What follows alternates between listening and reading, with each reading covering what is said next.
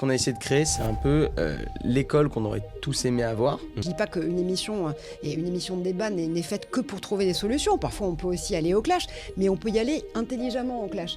Pour l'histoire des CP bêtes et méchants, arrêtez les bingo blabla, s'il vous plaît. Nous des gens un peu schizophrènes, mais c'est sympa. Vraiment, c'est un épisode thérapie en fait. Pour revenir sur le sujet de l'IA, c'est pas juste voir le verre à moitié plein.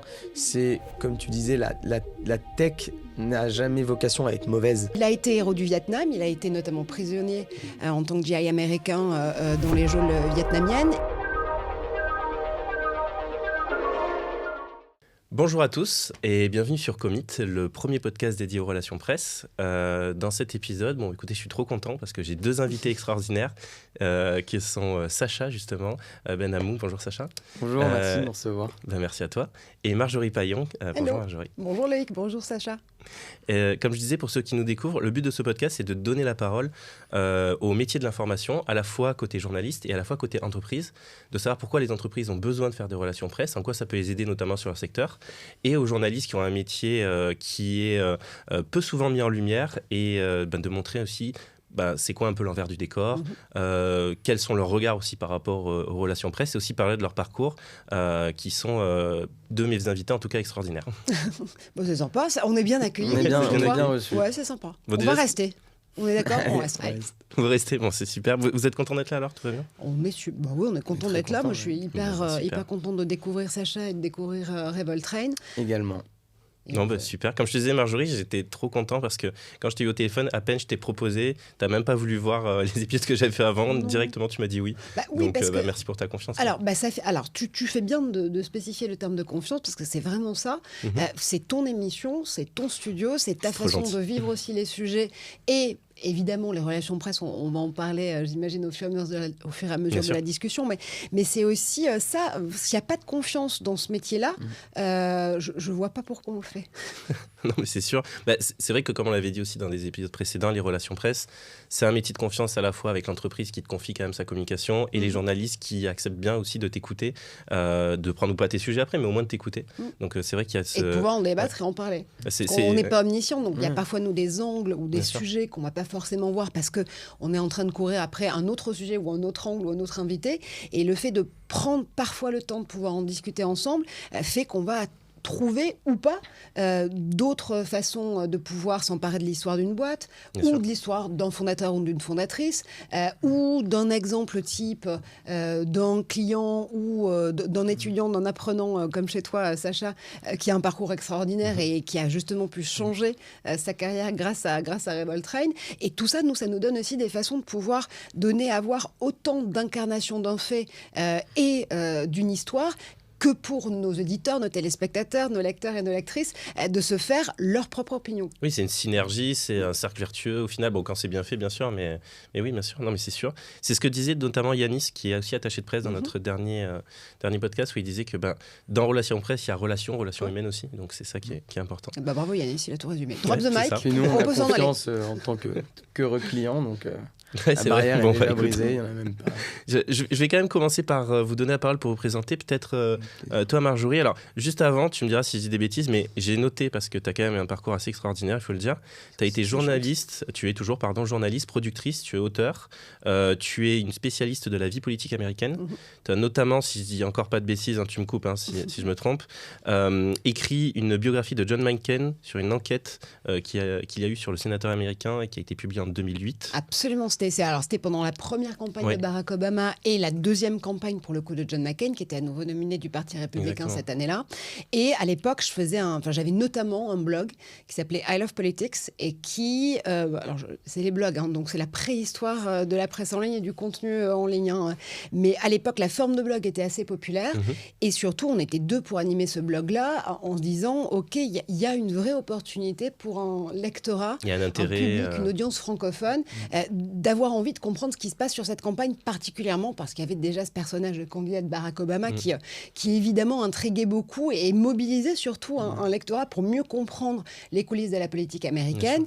Et moi, à l'époque, j'étais sur BFM TV et je rentrais aussi des États-Unis parce que j'ai fait une partie de mes études de journalisme aux États-Unis, à Washington, D.C.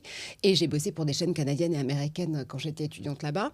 Et donc, super. Du coup, j'avais peut-être cette facilité à pouvoir décrypter, à pouvoir donner un regard et des clés d'accès à cette campagne et au-delà de la campagne, vraiment à la façon dont le balbutiement des contenus et des plateformes sociales allait changer la façon de faire du marketing politique dans les campagnes américaines.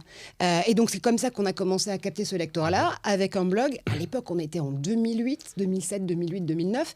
C'était le tout début de la presse en ligne. Et je me souviens que mes confrères et mes consoeurs au Monde, au Figaro, les grands titres de presse, rechignaient à faire un lien hypertexte dans leur papier parce qu'ils avaient l'impression d'envoyer du trafic ailleurs, pour pouvoir publier des vidéos, même des vidéos des candidats en campagne, et réembedder les vidéos dans leur propre player propriétaire, donc ils perdaient un temps fou, alors que nous, avec quelques flux RSS, on captait directement les vidéos des campagnes, soit de celles de McCain, soit celles de Barack Obama, et on la mettait directement en ligne. Depuis où c'était hébergé, hop, voilà, et très du coup, rapidement. on avait directement une audience qui savait... savait... un temps d'avance, t'étais insider parce que t'avais vécu là-bas et t'avais aussi un regard neuf. Et on était 2 pour animer tout ce blog-là. C'est très drôle parce qu'il y a même c'était un ami aujourd'hui et un excellent correspondant aux États-Unis, basé à Los Angeles, Pierrick Laurent, qui à l'époque on démarrait tous et voulait absolument faire un stage à I Love Politics en pensant qu'il y avait une rédaction absolument phénoménale derrière tout ça. C'était hyper drôle parce qu'en fait vraiment on n'était que 2 et tout était gratuit, donc c'était.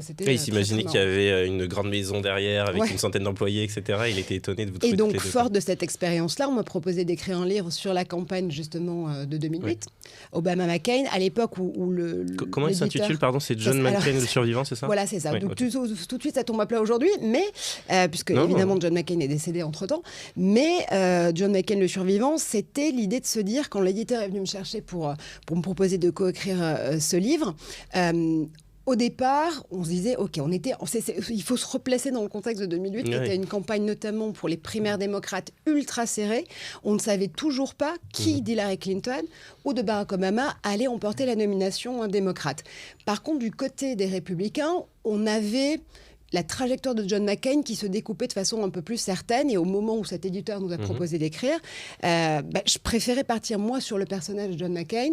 D'abord parce que je savais qu'il y avait 2 autobiographies de Barack Obama qui seraient assez difficiles à égaler. Et puis ensuite, quand on est un journaliste étranger aux États-Unis pour couvrir la politique américaine, en temps de campagne, il y a 0 opportunité pour un candidat ou une candidate de vous parler. Il vaut mieux qu'il parle à la dernière gazette d'Arkansas pour aller chercher des voix plutôt qu'à la presse internationale. C'est que toi, il n'y aura pas de vote de ton côté qui iront de toute façon en sa faveur. Donc, Par contre, moi, j'avais le souvenir dans mon inconscient culturel d'étudiante américaine d'avoir eu la chance d'écouter des lectures de John McCain dans mon université, à l'American University à Washington, D.C., et de voir mes coétudiants et coétudiantes indépendants, démocrates, républicains venir écouter John McCain en disant « Waouh, pour nous, il veut dire quelque chose ». C'est-à-dire que, OK, il est sénateur républicain, mais il sait aller chercher des alliances bipartisanes quand il le faut pour l'intérêt de la nation. Il sait nous parler, c'est un héros du Vietnam, ça reste extrêmement important dans la façon dont on vit la politique. Et tout ce background qu'il avait. Alors, encore une fois, c'était 2008. Le contexte d'aujourd'hui, il est bien différent, malheureusement. Mais on verra comment, justement, les primaires républicaines et démocrates qui s'ouvrent à partir du 15 janvier vont changer la donne ou pas, puisqu'on repart sur une grande année électorale aux États-Unis. Mais voilà le contexte du livre pour John McCain. Et moi, j'avais envie d'écrire sur McCain parce que, encore une fois, tu avais cette idée de se dire que Barack Obama, c'était un candidat avec un storytelling très particulier et très numérique, dans l'état du numérique en 2008. Donc tout évolue au fur et à mesure.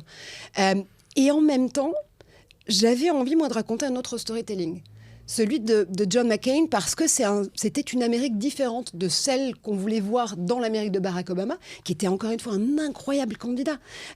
Mais que John McCain soit nominé du Parti républicain après 8 années de George W. Bush à la Maison-Blanche, c'était aussi signifiant, c'était aussi une façon de relire l'histoire du Parti républicain et les envies aussi des électeurs républicains à ce moment-là, qui n'est pas forcément la même qu'aujourd'hui, ça c'est certain, mais qui voulait dire aussi autre chose dans le témoignage de l'Amérique que peut-être un lectorat francophone avait moins l'opportunité ou l'habitude de voir. Je pense qu'il était aussi moins médiatisé à l'international que peut-être ses deux concurrents. Tu vois. Parce qu'il avait aussi une relation compliquée avec la France.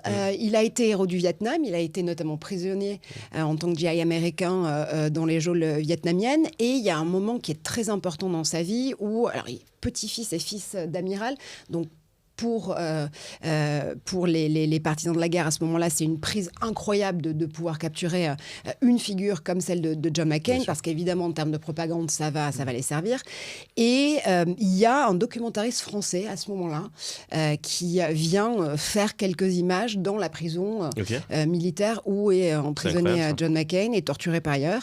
Et en fait, John McCain, pendant très longtemps, a cru que ces images avaient été montrées à sa famille. Alors que ça n'a jamais été le cas. Et c'est pour ça qu'il a eu un ressentiment, mais c'est très personnel. Il avait quelque chose d'un peu compliqué personnellement à vivre face à la France et aux médias français. Et en réalité, moi j'ai eu la chance incroyable, pas pour le livre, je voulais surtout pas le rencontrer pendant le livre, je voulais parler à ses conseillers de campagne, notamment ses conseillers à Phoenix et en Arizona, puisqu'elle a été sénateur d'Arizona pendant extrêmement longtemps. Je voulais parler aux gens qui avaient fait le John McCain politique, mais je voulais pas lui parler directement parce que j'avais pas envie non plus de me sentir peut-être parfois un peu impressionnée par mon propre sujet. Et je l'ai rencontré quelques mois plus tard après la sortie du livre et c'était extrêmement touchant. D'abord, j'avais l'impression que c'était que quelqu'un me faisait une blague parce que l'ambassade des États-Unis appelle à la rédaction. À l'époque, je continue toujours à aller voir mes amis de France 24 sur les plateaux, mais à l'époque, j'étais vraiment présentatrice pour France 24. Et l'ambassade des États-Unis appelle à la rédaction en disant, écoutez, le sénateur McCain est à Paris. C'était au moment des printemps arabes et à ce moment-là, John McCain était notamment un des présidents de la commission des affaires étrangères et de la défense du Sénat américain. Il venait rencontrer Nicolas Sarkozy dans l'histoire, dans ses compromis à trouver justement sur ces printemps arabes et notamment la guerre en Libye. Et donc l'ambassade appelle en disant le sénateur McCain va être à Paris, il veut bien vous accorder une interview, mais il l'accordera qu'à une seule personne. Et donc, du coup, c'était moi. Et c'était complètement fou. Je me dis, mais c'est incroyable, comment est-ce qu'il a entendu parler du livre ? Et on a passé 1 heure de temps absolument incroyable avec quelqu'un qui... Et du coup, j'ai mieux compris ensuite, en effet, la façon dont, encore une fois, mes co-étudiants pouvaient le vivre. Même en moi, l'ayant vu aussi en lecture dans ma propre université. Parce qu'il avait vraiment, encore une fois, cette envie de pouvoir... comprendre et de pouvoir dialoguer. Après, il pouvait ne pas être d'accord avec vous, ça c'est autre chose. Mais en tout cas, l'idée de pouvoir enclencher la discussion était là. Donc voilà mon histoire avec John McCain. Non, mais c'est incroyable. Non, mais ce que je trouve génial aussi, c'est le coup du... tu t'attends pas, t'as l'ambassade américaine qui t'appelle, une personne, c'est toi. Tu as écrit sur lui pendant je sais pas combien de temps, peut-être plusieurs mois, voire même plus. Et tu vas le rencontrer enfin. Donc il y a vraiment un côté un peu solennel aussi d'achievement de la fin de cette épopée. Mais tu connais ce métier parce que tu as été journaliste aussi.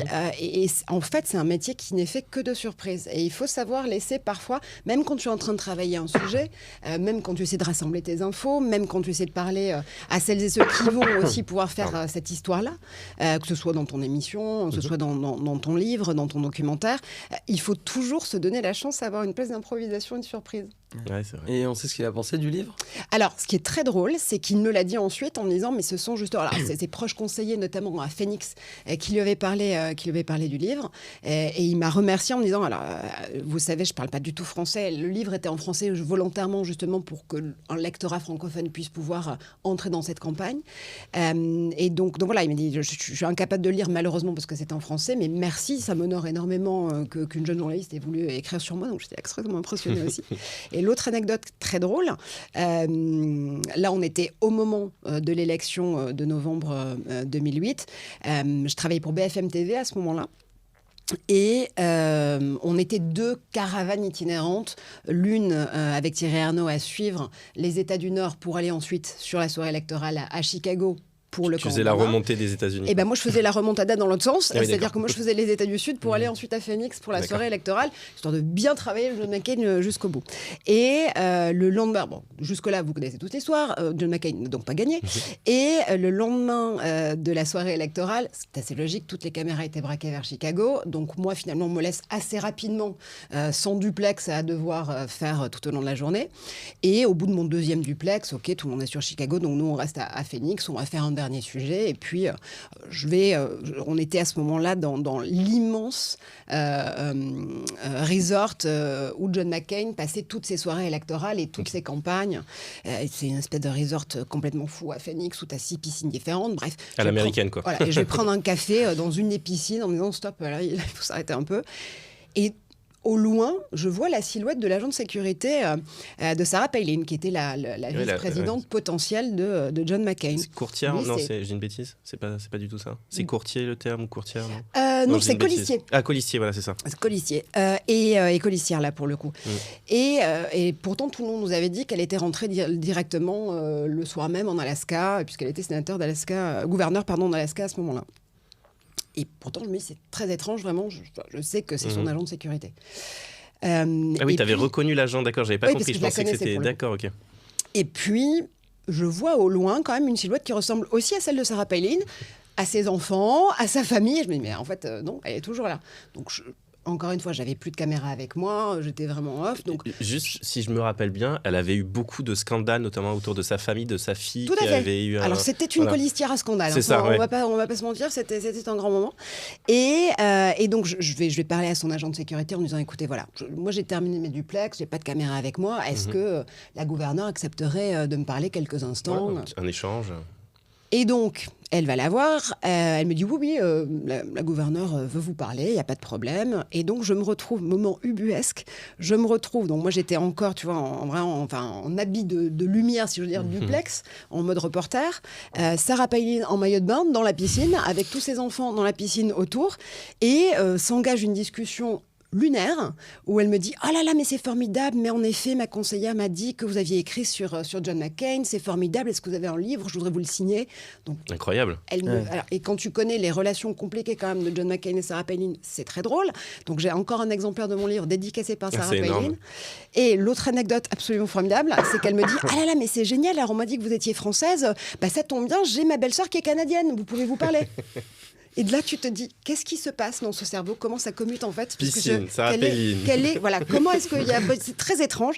Mais voilà, alors encore une fois, c'est pour ça qu'il faut savoir se laisser l'opportunité et la chance de pouvoir vivre ces moments d'impro de la vie totale, mais qui te donnent aussi de la saveur et de la chair pour pouvoir écrire d'autres histoires après. Ou vous raconter cette anecdote aujourd'hui. Non, mais typiquement, c'est le genre d'anecdote que j'adore. Donc si tu en as d'autres, après, n'hésite pas. Oula. Mais, non, mais ça va durer 4 heures. Hein. Ouais, bah écoute, je vais demander une rallonge au studio et puis si t'en as aussi, c'est parfait.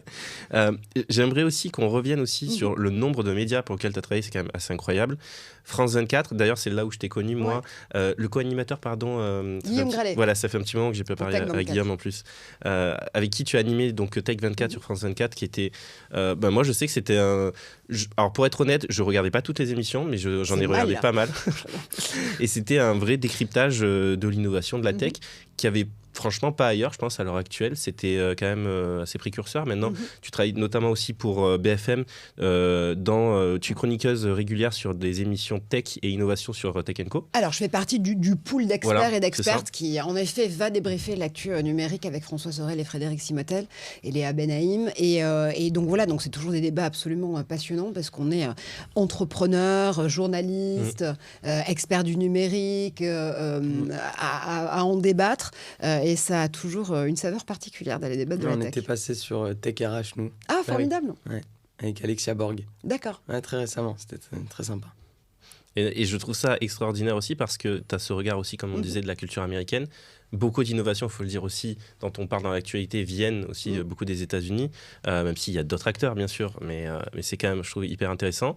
Tu as été aussi présentatrice sur le thème de l'école du futur, des sujets autour de l'innovation et de l'éducation. Donc, c'est pour ça aussi que je suis très content que tu sois là aussi, Sacha, parce qu'on va pouvoir parler de plein de sujets qui vous intéressent tous les deux et qui m'intéressent aussi, sur le numérique, sur l'apprentissage, pour l'émission, qui s'appelait School TV. Alors, la chaîne, c'était School TV, et l'émission, c'est l'école du futur. Tout à fait. On en a parlé aussi tout à l'heure. Je trouvais ça génial aussi. C'est un moment où Yahoo voulait devenir un média. Ouais. Et tu as lancé une des toutes premières émissions qui s'appelait L'envers de l'écho.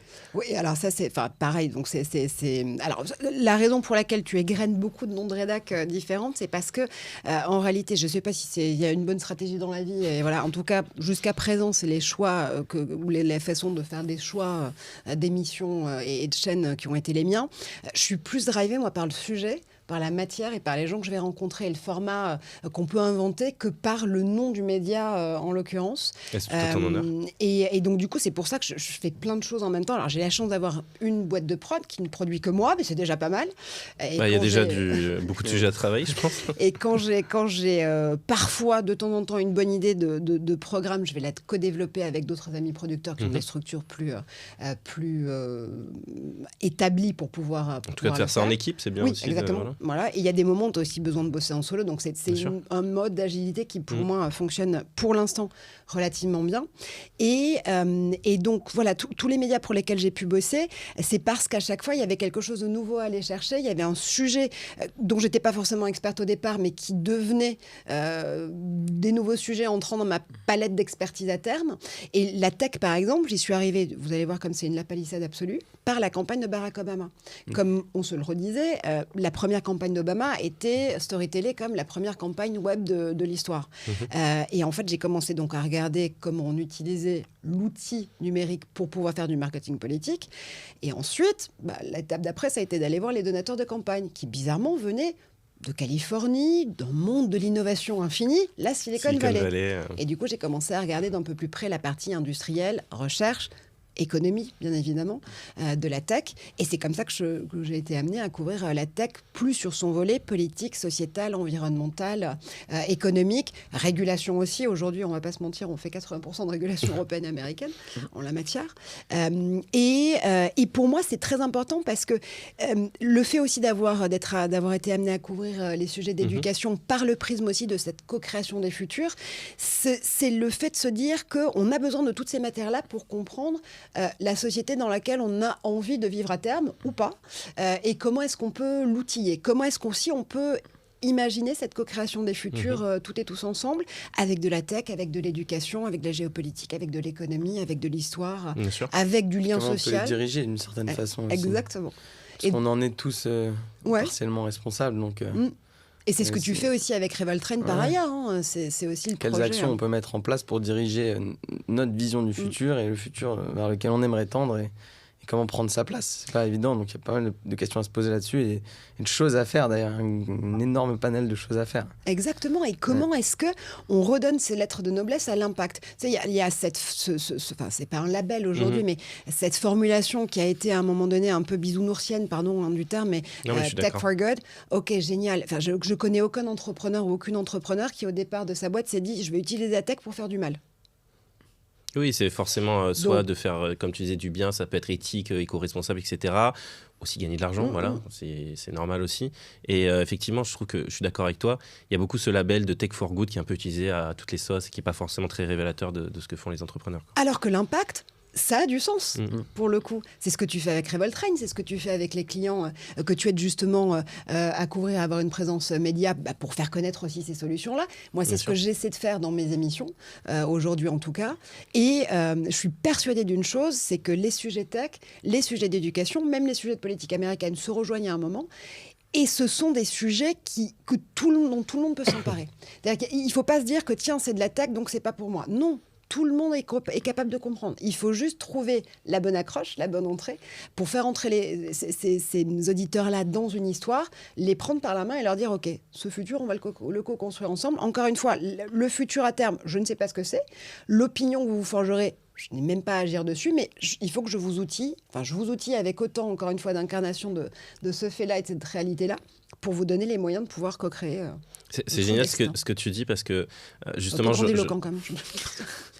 je regardais ma liste des médias pour lesquels tu as travaillé, parce que bon, on va peut-être pas tous les faire parce qu'elle est très grande, mais notamment une émission que tu avais fait pour France Culture qui s'appelait Soft Power. Alors, c'est aux côtés de Frédéric Martel, Voilà.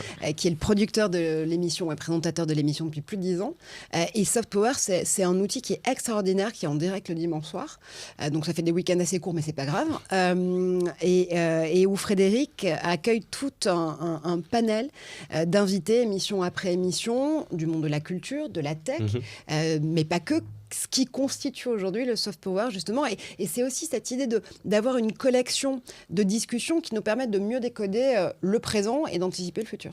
Mais je trouve que c'est vraiment lié aussi, alors c'est peut-être pas fait exprès, mais lié à ton parcours. Soft power, c'est un terme qu'on utilise beaucoup pour la politique américaine. Là, on parle d'innovation, on parle de tech, on parle d'allier des choses aussi pour le futur. Enfin, j'ai l'impression que c'est un peu la quintessence de tout ce que tu as pu faire dans ton parcours, les sujets qui te drive aussi. Donc, je trouve ça génial, justement, que tu travailles pour une émission qui s'appelait Soft Power. Elle s'appelle toujours Soft Power, toujours sur France Culture. Juste pour terminer, j'ai noté aussi que tu avais travaillé pour Technicart. Enfin, bref, comme je disais, on va peut-être pas faire toute la liste. Non, parce que, voilà. Ça va être, encore une fois, je veux bien qu'on ait 4 heures, moi ça me va. Mais... non, mais justement, c'est aussi pour ça que je suis super content de pouvoir discuter avec vous. Je voulais aussi présenter Sacha aussi, avant qu'on rentre dans le fil des sujets que j'ai notés et que je serais ravi d'aborder avec vous. Sacha, tout comme Marjorie, toi, l'éducation, l'innovation, c'est des sujets qui t'intéressent. Énormément. Si je dis pas de bêtises, tu me coupes, hein, mais tu as cofondé donc avec Corentin notamment et Benjamin et Florent, Revoltrain, qui est, moi je dirais un centre de formation digitale. Je ne sais pas comment tu pourrais appeler ça, une école du digital. Pour le résumer rapidement, Revoltrain, c'est une école en ligne qui forme aux métiers digitaux en un temps record, donc 2 à 3 mois en moyenne, avec un travail à la clé pour ses étudiants, en garantie. En 3 mois environ, c'est ça, c'est ce que j'avais noté en moyenne. 2-3 mois, en fait, ça dépend des étudiants. Pourquoi ? Parce que ce qu'on a essayé de créer, c'est un peu l'école qu'on aurait tous aimé avoir, en tout cas nous les fondateurs, puis pas mal de gens autour de nous, pour 4 raisons. 4 problématiques qu'on vient résoudre, qu'on pense venir résoudre, ou au moins on essaye de résoudre, qui sont d'abord des formations au rythme des étudiants. On trouve ça très important et en fait ça on peut le voir même dès l'enfance, quand tous les apprenants au sein d'une classe ou d'une école sont différents, ont des problématiques personnelles différentes et ne vont pas aller au même rythme. Certains ont des lacunes plus importantes que d'autres dans certains sujets et ainsi de suite. Et je pense que nous 3, si on regarde, même si on a des parcours très différents, et si on nous met dans la même salle de classe, dans le même programme, on ne va pas avancer au même rythme. Donc nous, ce qu'on a voulu créer, c'est une école où les apprenants sont formés à leur rythme. Donc ils peuvent mettre 2 mois, mais ils peuvent mettre 6 mois, ils peuvent même mettre 1 mois. Ça va dépendre de notre disponibilité, de nos lacunes et de nos problématiques personnelles. Ensuite, le deuxième point, c'est de la formation sur mesure personnalisée. Oui. Le problème, c'est que l'étudiant doit aller à son rythme. Et il y a certains étudiants qui vont avoir des lacunes sur un sujet ou un autre. Nous, c'est personnalisé dans le sens où nos professeurs sont disponibles pour les étudiants et pour les accompagner à travers leurs lacunes, leurs facilités, progresser, passer de débutant à professionnel, de professionnel à expert. Il y a vraiment un peu de tout, donc beaucoup de personnalisation. Ce qui amène sur un troisième sujet qui est la formation à vie. Alors ça, c'est un sujet qu'on trouvait très important. Aujourd'hui, quand on va à l'école, dans la plupart des écoles, au bout d'un certain moment, notre parcours s'arrête. Mais ce qu'on oublie et ce qu'il faut ce dont il faut se rappeler, c'est que l'école doit être corrélée au marché du travail, ou du moins l'école professionnelle. Et le marché du travail évolue continuellement. Il y a une stat marrante, c'est que je crois qu'en 2030, c'est vraiment une stat un peu marrante, plus de 75% des métiers vont disparaître. Donc si aujourd'hui, en 2023, on suit un programme sur un métier qui disparaît en 2030... Grande chance qu'il ne soit plus là demain, quoi. Et en même temps, 80% des métiers de 2030 ne sont pas encore créés. Pas encore créés. Ouais. Donc nous, ce qu'on fait, c'est de la formation à vie. Donc nos étudiants, aujourd'hui, on va les former à un métier. Et ensuite, soit ce métier va disparaître ou évoluer, quel cas il faut s'adapter, soit ce métier va avoir des spécificités qui vont s'ajouter ou s'enlever, etc. Dans quel cas il faut évoluer. Si typiquement on prend un métier qui est monteur vidéo, aujourd'hui il y a des logiciels particuliers de montage vidéo, on va former nos étudiants à ces logiciels. Si dans 3 ans, plus personne n'exerce sur ces logiciels parce qu'il y a de nouveaux logiciels qui sont beaucoup plus performants, on va adapter nos programmes, les étudiants pourront revenir et être accompagnés à travers les nouveaux logiciels, donc les nouvelles spécificités. Donc ça c'est le 3e point. Et le 4e point, c'est en ligne. Pourquoi en ligne ? Ça fait peur à certaines personnes, mais il y a une idée de géographie derrière. Aujourd'hui, quoi qu'on dise, il y a un problème d'inégalité des chances. Et il est réel. Si tu n'es pas à Paris, si tu n'es pas en métropole en France, tu ne vas pas avoir accès à 90% des meilleurs enseignants. Et ça va être un peu tiré au hasard du village ou de la ville dans laquelle tu as grandi, quels vont être tes professeurs, et si en fonction de ta génération, il va y avoir les meilleurs ou pas. Et donc nous, on essaie de casser cette barrière et offrir à plus ou moins n'importe qui, peu importe sa position géographique, l'accès aux meilleurs professeurs, en tout cas du métier qui vont apprendre. Et donc ça casse quand même une grosse barrière à l'apprentissage. Et donc voilà, si je résumais Revoltrain, c'est l'école qu'on aurait tous aimé avoir, puisqu'elle résout un maximum de problématiques et s'adapte enfin, entre guillemets, au marché du travail et surtout en temps réel. Mais moi, ce que j'adore avec votre projet, c'est que c'est pas comme encore une énième, on va dire, formation de développeur ou dans le digital, etc. C'est que vous, votre grande différence aussi, et c'est ce que me disait Corentin, avec qui, au tout début, quand on s'est connus, j'ai échangé sur justement votre sujet, c'est que tu viens avec une idée aussi de lifestyle, de style de vie que tu as envie d'avoir, et tu viens pas avec une idée préconçue d'un métier que tu voudrais exercer. Et à partir de ce style de vie que tu as envie d'avoir, géographique ou d'une certaine liberté financière, ou au contraire, parce que tu as envie d'être sur certaines technologies, etc., vous dirigez les étudiants vers un métier qui leur correspond, comme tu disais, en fonction de leurs lacunes, de leurs envies, etc. Il y a même plus de critères que ça. C'est en fonction de leur âge, de leur appétence technologique. En fait, pas tout le monde ne comprend et ne sait utiliser la technologie de la même manière. Il y a des métiers plus ou moins techniques. Pour ça, la disponibilité. Tu peux nous faire une petite liste des métiers qui sont Aujourd'hui, on forme à plusieurs métiers. On forme au montage vidéo, on forme au community management, donc en gros le fait de créer des marques sur les réseaux sociaux pour des entreprises. On forme au copywriting, donc à la rédaction web. On forme à devenir commercial à distance, en ligne, et au métier de virtual assistant, qui est le fait qui est en train d'exploser, d'assister des entrepreneurs, des patrons d'entreprises, etc., dans leurs tâches numériques au quotidien, quoi. Et donc voilà, ça, pour l'instant, c'est les métiers auxquels on forme. Et puis évidemment, on va créer de nouveaux métiers en fonction de la demande qu'il y a sur le marché du travail derrière, et à quel point aussi ils sont attirants pour les étudiants ou les étudiants à venir. Donc voilà aujourd'hui la liste des métiers. Et je tiens à rappeler aussi que vous avez très récemment levé 3 millions d'euros, notamment avec je pense que c'est une des cofondatrices de VP. Un des cofondateurs. Michael Benamou. Ouais. C'est ça, voilà, Michael Benamou.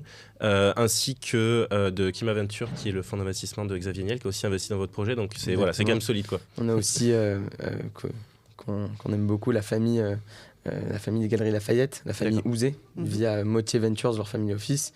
On a franchement de très bons investisseurs, des business angels français pour la plupart, qui déjà nous ont fait confiance et nous aident beaucoup. Non, mais c'est super. Non, mais vous faites partie, voilà, comme je disais au début du podcast, on travaille ensemble, donc voilà, pas de faux semblants. Non. Et vous faites partie des projets coup de cœur que j'ai été trop content. Ça fait très plaisir. Moi aussi, j'étais super content que vous ayez qu'on travaille ensemble. Et pour en revenir un petit peu justement à l'actualité et au sujet qui vous intéresse, juste avant qu'on commence le podcast, moi je voulais vous parler d'un logiciel qui s'appelle Rewind, qui avait un petit peu besoin en ce moment, qui est à la fois un logiciel, à la fois un collier avec un micro, à la fois une app sur son téléphone qui enregistre tout ce qu'on fait, qui est un cerveau un peu infaillible. Et qui permet... Non, mais je t'écoute. Mais c'est vrai qu'il y a des questions aussi parce que pour être aussi performant, ça absorbe et siphonne énormément de données personnelles. Voilà, c'est un gros problème. Et vous m'avez dit, non mais attends Loïc, t'as pas vu un autre projet là qui s'appelle Humane, qui est encore plus extraordinaire. Peut-être qu'on peut commencer justement par ce sujet. Alors je sais que vous êtes passionné absolument, Sacha. Tu as été bluffé en fait par la démo de Humane. Ouais, j'ai été bluffé parce que, en fait, il y a 2 TED Talks qui m'ont assez impressionné récemment, qui est celui du fondateur de la Khan Academy sur l'intelligence artificielle. Et je partage vraiment son avis sur l'intelligence artificielle et l'éducation. Là où l'opinion publique va dire que l'intelligence artificielle va tuer l'éducation et qu'en fait, les étudiants vont être laissés seuls, etc., avec des technologies qui sont moins performantes que les professeurs, et ainsi de suite. Moi, je pense justement, comme lui, qui le dit très bien dans son TED Talk, que l'intelligence artificielle devient, pour n'importe qui dans le monde qui souhaite apprendre, un mentor personnel ou avoir vraiment du savoir assez illimité pour s'aider dans son apprentissage. Là où aujourd'hui, ce sont les populations les plus privilégiées qui ont eu accès à de l'accompagnement personnalisé en termes d'éducation. Là, c'est un peu pour monsieur, madame, tout le monde. Et ça, je trouve extraordinaire. Je trouve que c'est un outil extraordinaire pour l'éducation. Ça va justement décupler les capacités quasi à l'infini de certains étudiants de n'importe quel âge. Après, évidemment, il y a ses limites. Il y a notamment dans dans le savoir, qu'on casse un certain travail de recherche qui, je pense, est important. Et ça peut aussi atteindre la crédibilité de certains, ce qui, je pense, est important à conserver. Donc, il y a toujours un entre-deux à trouver. Mais donc, faut pas être extrémiste non plus dans l'utilisation. Ce point de vue-là, du fondateur de Khan Academy, j'ai trouvé vraiment pertinent. Et puis ensuite, Humane, qui est une entreprise qui a été montée par des anciens de chez Apple, des anciens designers de chez Apple, qui justement trouvent qu'aujourd'hui, on est trop scotché sur nos petits écrans et qu'en fait, il veut rendre un peu à l'humain ce qu'il est en créant une puce qui est tout le temps sur nous, qui va voir tout ce qui se passe autour de nous, entendre nos appels téléphoniques, comprendre comment on vit et devenir un peu notre assistant personnel en continu pour éviter justement quand on veut envoyer un mail d'être sur notre téléphone mais juste lui demander. C'est un peu comme un Siri très très poussé qui va vraiment te connaître mieux. C'est-à-dire que dans son TED Talk justement il montre un exemple où il dit à son Humane, il lui demande quel cadeau il pourra acheter pour sa femme. Alors le Humane qui a entendu tous ses appels avec sa femme, ça la connaît très bien et lui donne un cadeau le cadeau parfait en fait. Le cadeau parfait pour sa femme, là où aujourd'hui quand on tape sur Google quel cadeau je peux offrir à tel proche, les mêmes trucs, en fait il va y avoir des sites qui sont référencés en SEO avec des idées de cadeaux assez lambda mais moins personnalisées. Donc il y a ce côté personnalisé dans l'intelligence artificielle que je trouve assez incroyable. Et nous chez Revoltrain aujourd'hui, doucement mais sûrement, on commence à ajouter pas mal de fonctionnalités intelligence artificielle pour aider nos étudiants, aider nos professeurs. Et en fait, ce qu'on voit comme résultat, c'est surtout dans la personnalisation de l'apprentissage. On peut faire des trucs assez fous. Quand tu parles d'ajouter des choses nouvelles à Revoltrain, c'est quoi par exemple? Tu t'inspires de ce que tu vois au niveau de l'intelligence artificielle, des choses comme ça? Non, en fait, on sait plus ou moins ce qu'on peut faire avec. Évidemment, on ne sait pas tout ce qu'on peut faire avec parce que c'est immense, mais de ce qu'on sait qu'on peut faire avec, aujourd'hui, on a par exemple un nouvel outil qui s'appelle le Revoltrainer, qui est assez marrant. Nous, on a beaucoup d'informations sur chacun de nos étudiants, informations sur où ils en sont dans leur formation, où est-ce qu'ils ont des lacunes, où est-ce qu'on peut les aider, d'autant plus, etc. Et donc, si par exemple, on a des étudiants en copywriting, et on va prendre l'exemple d'un étudiant en copywriting qui a beaucoup de facilité sur l'écriture de blog, et beaucoup plus de difficultés sur l'écriture de mail, le Revoltrainer va lui générer un exercice très personnalisé pour rédiger des mails là où il y a des lacunes, sur les sujets qui l'intéressent, qu'il sait bien travailler, ainsi de suite. Super. Donc ça génère des cas d'études et des exercices ultra personnalisés. C'est toujours dans l'esprit de Revoltrain de faire des choses sur mesure pour les étudiants, de vraiment tout en restant en ligne et en asynchrone. Donc l'IA, on va pouvoir vraiment s'en servir. Ah, mais c'est super. Je sais il y a d'autres projets que vous m'avez parlé, qu'on peut peut-être pas parler maintenant, mais qui sont aussi dans les bacs. C'est pour ça aussi que je te posais la question. Ça fera un deuxième épisode. C'est ça. Ouais. Et toi, Marjorie, alors tu vois, par exemple, là, on vient de parler d'une super innovation qui vient de t'arriver. Toi, en tant que journaliste, comment est-ce que tu fais ta veille pour trouver des sujets qui vont peut-être exploser dans les médias dans les jours, semaines, mois à venir? Comment tu fais ce travail-là? C'est une excellente question. Alors, je n'utilise pas ChatGPT, mais mais pour le coup, je pense que c'est d'abord revenir aux bases de ce qu'est le métier de journaliste. C'est ni plus ni moins qu'être curieux de l'autre, être curieux du sujet, être curieux et curieuse du secteur qu'on est amené à couvrir, mais finalement aussi se laisser, là aussi, la chance à pouvoir découvrir. Donc, typiquement, moi, les capteurs ou ce qui va me permettre de pouvoir découvrir une nouvelle histoire ou un nouvel invité, ça va être forcément l'échange, on le disait tout à l'heure, avec les agences de relations presse, sachant que je ne vais pas faire confiance à 1000 agences de relations presse non plus, mais celles avec lesquelles on peut vraiment avoir un dialogue constructif. Tu t'es restreinte, au fait, au fur et à mesure du temps? Ça dépend du sujet, en fait. Ouais. Je sais qu'honnêtement, moi, dans mes contacts, il y a peu, en fait, ils vont me détester les autres, mais il y a peu d'agences de RP avec lesquelles vraiment on peut avoir un dialogue hyper ouvert sur la partie purement tech, start-up, quel que soit le domaine couvert, parce qu'on ne parle que de forme juridique, mais quel que soit le domaine tech ou le secteur couvert par ces boîtes-là. Après, il y a aussi la façon dont aujourd'hui, et c'est ultra important, beaucoup d'organisations professionnelles, je pense à France Digital, mais pas que pour la tech pure et dure, mais ça peut être le CEFSIS pour la cybersécurité, sécurité, ça peut être plein d'autres. Le nom des organisations ne vient pas forcément là comme ça. En fait. Oui, ça peut être Femmat Numérique aussi pour la partie justement des femmes dans la tech. Mais il y a beaucoup aujourd'hui d'organisations qui, et c'est une excellente idée, éditent aussi des guides d'experts, d'expertes ou de nouveaux profils à découvrir. Et ça, c'est génial parce que ça nous permet aussi de pouvoir avoir l'œil sur des profils nouveaux. Moi, quand je vais constituer, alors sur des émissions de plateau par exemple, quand je vais constituer un plateau d'invités, je sais qu'il me faut une figure un peu déjà connue ou un peu établie sur le domaine, la question qu'on va travailler ensemble. Et puis une pépite. Et puis vraiment une pépite que j'ai envie de faire découvrir et qui va aussi pouvoir être découverte par, encore une fois, les audiences qui nous suivent. Et parce que ça nous donne aussi l'opportunité de montrer qu'il y a un vrai passage de relais et puis un vrai dialogue intergénérationnel. Ça, aujourd'hui, pour moi, c'est quelque chose qui est fondamental. Je ne peux pas concevoir un plateau sans avoir... Ou alors, c'est vraiment une spéciale et il y a une question bien particulière, mais c'est difficile pour moi aujourd'hui de concevoir un plateau. Si on parle de leadership, je ne peux pas ne pas inviter Gérald Karsanti, parce que c'est le pape du leadership en France, mais je ne peux pas ne pas inviter non plus les nouveaux leaders et les nouvelles leaders. Les nouvelles voix. Oui, complètement. Et c'est là où le dialogue est intéressant et constructif, et où on peut trouver des solutions. Alors, je ne dis pas qu'une émission et une émission de débat n'est faite que pour trouver des solutions. Parfois, on peut aussi aller au clash, mais on peut y aller intelligemment au clash. On n'a pas besoin forcément de jouer ou de surjouer, tu vois, la comédia dell'arte journalistique, où on va vouloir absolument... montrer sa pugnacité. On peut être pugnace avec beaucoup de sourire, je pense, et en étant aussi dans la construction et dans la discussion. Ouais, c'est intéressant ce que tu dis. Mais ça te donne pas plus d'infos sur comment je vais chercher les sujets. Donc il y a ce type, Non, mais c'est hyper continu, au contraire, c'est hyper instantané, je trouve. Après, il y a aussi beaucoup de lecture. On va pas se mentir, c'est comme la mode, tout le monde est un peu suiviste en matière d'information. Donc évidemment. Quand on a lu un portrait d'un entrepreneur, d'une créatrice chez un de nos confrères dans la presse internationale ou française, on va avoir envie aussi de le découvrir ou de la découvrir. Il y a le fait aussi de se dire, quand on travaille sur certains sujets depuis un certain temps, tiens, j'ai entendu parler de telle personne ou telle personne. Et moi, ce qui me sert aussi énormément, c'est que, tu l'évoquais un peu tout à l'heure, moi, je fais ce métier à la fois à l'antenne, quel que soit le média, et à la fois sur scène. Donc, je présente beaucoup de conférences par ailleurs. Mais pour moi, et c'est sans flagornerie aucune, c'est hyper important de pouvoir avoir un pied dans ces deux mondes-là, parce que parfois, je pourrais avoir tendance à aller chercher un titre un peu clickbait dans mes émissions côté média. Typiquement, si on est sur de l'IA, l'effet Black Mirror, l'IA va tous nous tuer. Et en même temps, tu as envie de savoir ce qui va être dit dans l'émission, tu vois, avec un titre comme ça. Ou être ultra techno-optimiste, non, l'IA va tous nous sauver. Mais si j'ai pas vu la voie du milieu qui parfois s'appelle le pragmatisme, c'est tout bête.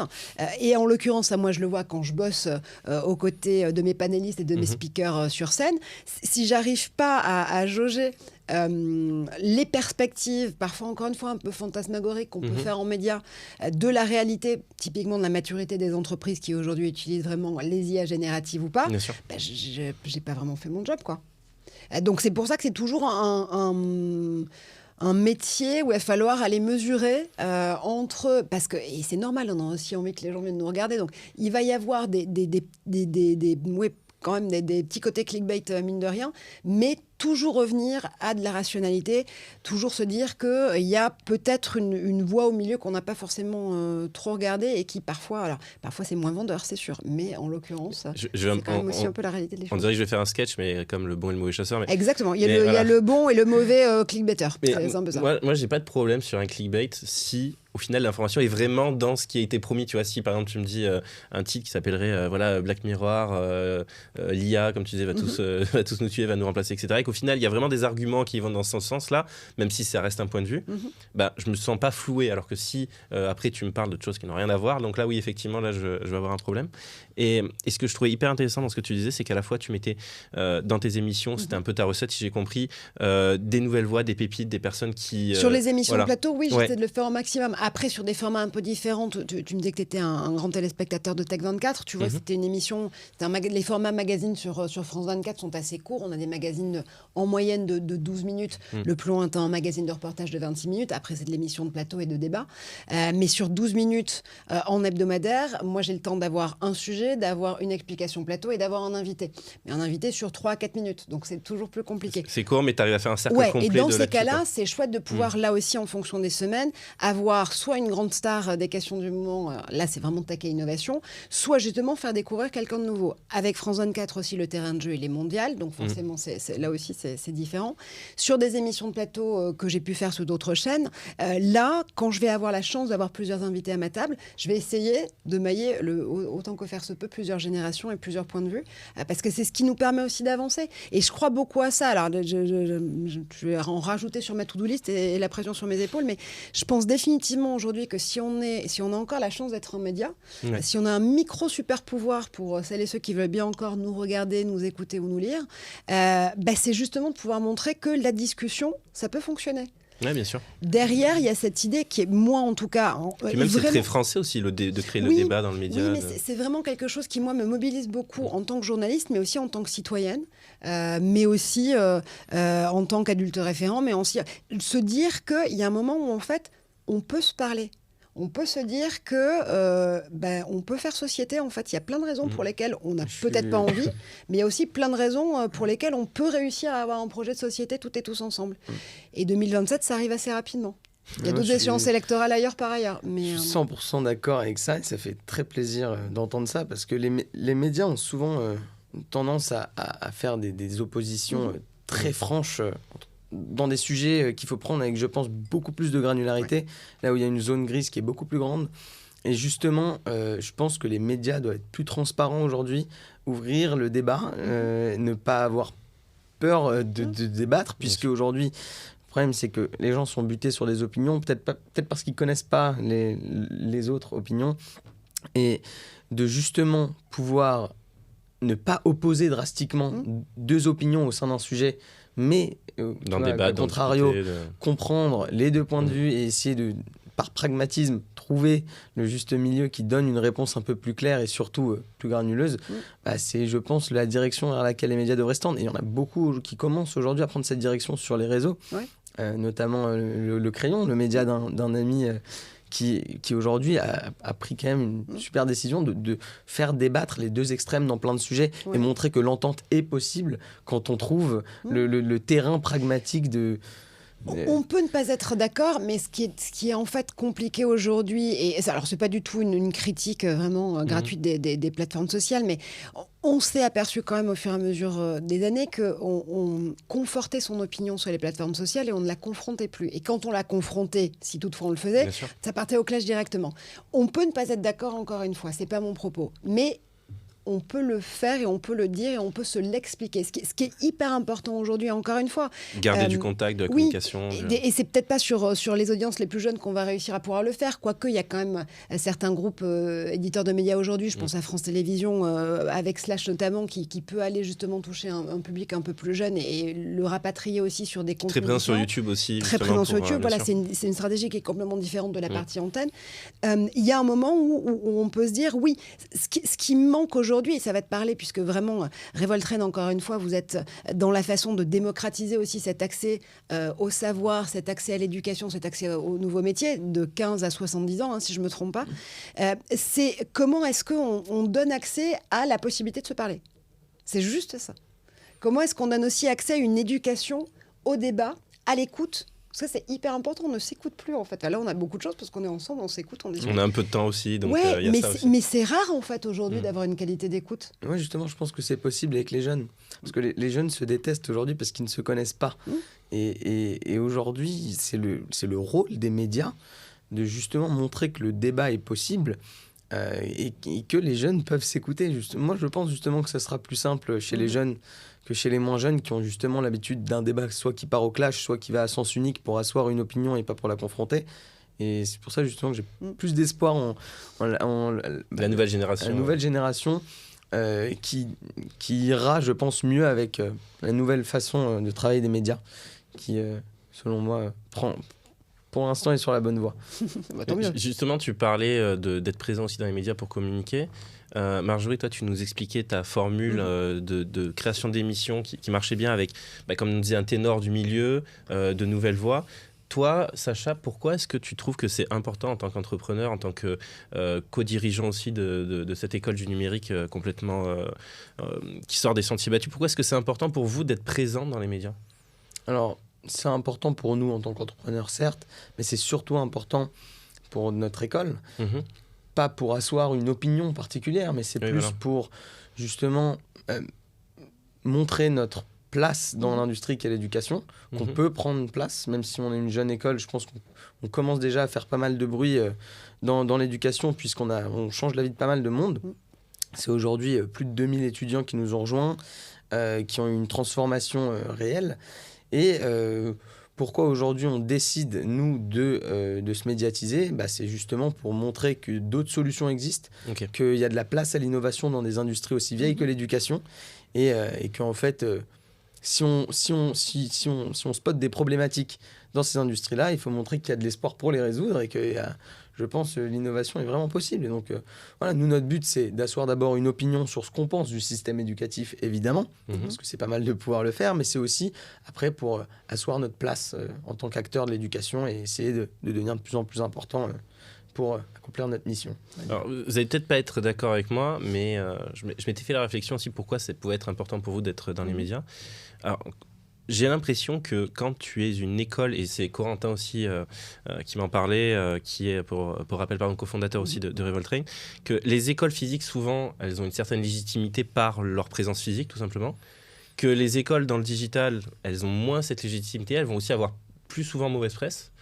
Et que c'était peut-être important aussi, justement, de montrer que non, il y a des très bonnes écoles dans le digital, peut-être même mieux que dans le physique, et qu'il faut en parler. Moi, je me permets de répondre en premier parce qu'en fait, je pense qu'il faut vraiment remettre les points sur les i quand il s'agit de ça.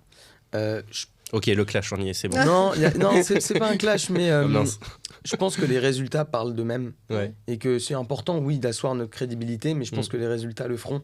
Ouais. En fait, si aujourd'hui on regarde des écoles supérieures, même beaucoup d'écoles de commerce, regardons le taux d'employabilité à la fin. Elles vont être très crédibles, peut-être parce que des campus physiques et des belles photos à mettre sur Internet avec écrit qu'il y a 12 campus. Puis une ancienneté aussi peut-être. Une ancienneté, toutes ces choses-là rassurent les gens, mais surtout parce que c'est la norme, l'école physique. Si on regarde la salle de classe il y a 200 ans et la salle de classe aujourd'hui, elles se ressemblent énormément. Donc les gens sont habitués à une certaine norme et font confiance. D'un autre côté, l'éducation en ligne peut avoir mauvaise presse pour deux raisons. Un, c'est moins rassurant. Et deux, il y a eu, quand même, il faut le dire, beaucoup d'arnaques dans cette industrie-là. L'industrie de l'information, la vente d'informations, c'est assez particulier. Rien que le CPF, je pense que ça a mis un coup... Le CPF il y a une réforme, donc maintenant... Elle n'est pas encore passée, mais ça est arrivé. Le CPF a fait perdre des milliards à l'État sur les 3 dernières années. Donc oui, il y a aussi cette peur-là de beaucoup de gens qui se sont fait arnaquer. Mais je pense que là où il faut remettre les points sur les i, c'est prenons les résultats. Prenons les résultats d'une école comme la nôtre en termes d'employabilité ou les résultats de nos étudiants ou certaines écoles traditionnelles qui existent depuis des années et des années qui proposent des super formations avec un grand réseau, etc. Mais souvent un accès au marché du travail qui est très très faible derrière et des résultats très faibles. Donc c'est pour ça que je dis qu'il faut remettre les points sur les i. Si on le fait, c'est pas spécialement pour asseoir notre crédibilité. Ça, je pense que les résultats et les avis des étudiants le feront. Mais oui, c'est évident qu'il y a ce sujet-là. Les gens ont peur de sortir de leur zone de confort. Et ça, je pense que le temps fera le travail là-dessus. Et que oui, on peut l'accélérer avec un peu de médiatisation. Mais je ne pense pas que c'est la raison principale. C'est quelque chose que tu as pu voir ou pas du tout, toi, Marjorie? Alors, en sortant de la question stricto sensu de la médiatisation d'un projet et d'une boîte comme celle de Sacha, déjà, moi, ce que je trouve absolument fondamental, c'est de rappeler que hors K12 et hors obligation scolaire jusqu'à 16 ans, aujourd'hui, en réalité, en France, on a, et on ne s'autorise pas à le savoir suffisamment, on a autant finalement de formations, de façons d'apprendre et d'aller vers une employabilité que de formations qui sont proposées. On peut continuer dans un parcours scolaire classique ou professionnel. Dans l'éducation nationale, on peut aller dans l'enseignement privé, on peut aller se former en ligne. Si on a l'impression que finalement les outils proposés par l'école telle qu'on la pense aujourd'hui ne sont pas forcément ceux qui sont en adéquation avec l'envie qu'on a d'orientation, la façon dont on a envie de vivre son futur emploi, ou se laisser le choix justement à pouvoir encore réfléchir, il y a énormément de solutions. Et souvent, ce que j'ai remarqué dans les émissions que je faisais, notamment sur des thématiques orientation, alors toi, tu es après la question même de l'orientation déjà, mais on en fait aussi de l'orientation. C'est qu'il y a une vraie question des parents qui sont prescripteurs. Et des parents qui surtout, avec beaucoup de bienveillance au départ, c'est pas du tout pour les montrer du doigt là pour le coup, avec beaucoup de bienveillance, ces parents vont parfois décourager des enfants de faire une carrière scientifique ou numérique ou encore un autre type de métier parce qu'ils ont des réticences par rapport à la façon dont ils ont vécu eux-mêmes. Un moment du marché de l'emploi, un moment d'une orientation, et parce que tout le monde n'a que 24 heures dans une journée, ils n'ont pas forcément le temps, ni l'argent non plus, parce que c'est devenu un vrai business aussi de l'orientation, avec notamment des conseillers d'orientation professionnels qui vous vendent des prestations qui ne sont pas à la portée de tout le monde. Ils n'ont pas forcément le temps de se renseigner sur chaque métier, et encore moins sur le futur des métiers qui ne sont pas encore créés. Donc, encore une fois, il y a une autocensure parentale qui vient du fait que, en fait, chaque parent veut le meilleur pour son enfant. Et voilà, c'est ultra l'enfer humain. est pavé de bonnes intentions. Oui, mais il faut au maximum ouvrir les chakras de l'orientation et se dire que aujourd'hui, on a une chance dingue, c'est que ce soit en présentiel, que ce soit en numérique, que ce soit en hybride, on peut réussir à trouver une proposition d'orientation qui va permettre de pouvoir maximiser ses chances d'employabilité ou le fait de creuser même ne serait-ce que le sujet. Et l'autre chose, c'est qu'il y a aujourd'hui, et c'est hyper intéressant de le voir, et tu en parlais avec des grandes marques, notamment de l'éducation, il y a une remise en question justement de ces marques de l'éducation. Alors, on parle là plutôt d'enseignement supérieur en l'occurrence.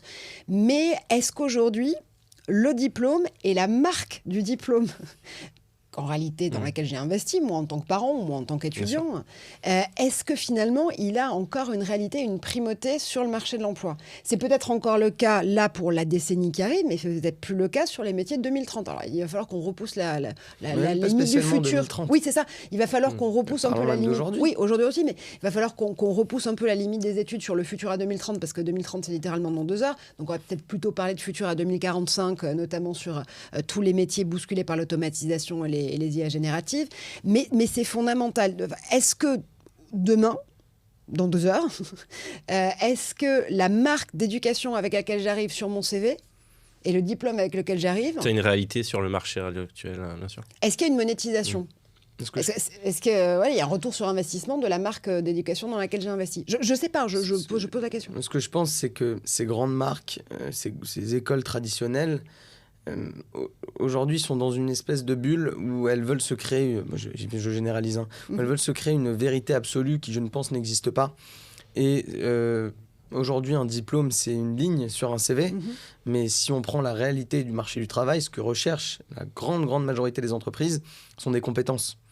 Et en fait, le meilleur diplôme à avoir aujourd'hui, c'est de prouver qu'on a pratiqué pendant un certain nombre de temps et qu'on a peut-être un portfolio pour les métiers artistiques, un track record, un peu d'anglicisme pour des métiers plus traditionnels, et prouver qu'on a pratiqué et qu'aujourd'hui on sait ce qu'on fait concrètement. Et en fait, je pense que certains métiers techniques ne s'apprennent pas en écrivant sur un tableau, s'apprennent en pratiquant sur un ordinateur. Et c'est ça, je pense, le diplôme de demain qui sera le plus efficace si on recentre un peu à quoi devrait servir un diplôme? À rentrer sur le marché du travail. Pour rentrer sur le marché du travail, il faut avoir les compétences nécessaires et pas spécialement juste un nom d'une marque sur un papier. Je pense que le prestige restera et je pense qu'il y aura toujours des grandes marques d'éducation. Des grandes écoles. Mais il faut aussi que ces écoles-là s'adaptent, et dans l'urgence, je pense, pour être assez radical, au marché du travail et retrouve la corrélation entre l'éducation et le marché du travail, et ne pas rester avec ces œillères de voilà ma vérité absolue en tant que marque prestigieuse, quoi.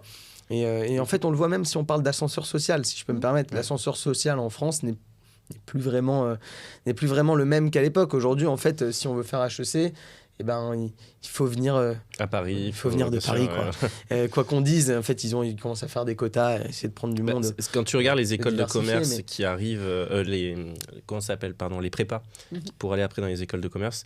J'en ai pas fait, mais je connais beaucoup de monde qui en a fait. C'est beaucoup les prépas parisiennes qui arrivent à avoir des étudiants qui vont à HEC par rapport au reste de la France. Donc c'est vrai que tu as raison, il y a quand même un cercle géographique. Parce qu'il y a aussi d'excellentes écoles. Alors, moi, j'ai pas fait d'école de commerce non plus, mais j'ai une formation Sciences Po classique, vraiment la formation qui te permet de ne pas choisir jusqu'au dernier moment. L'école par excellence de culture générale, c'est Sciences Po.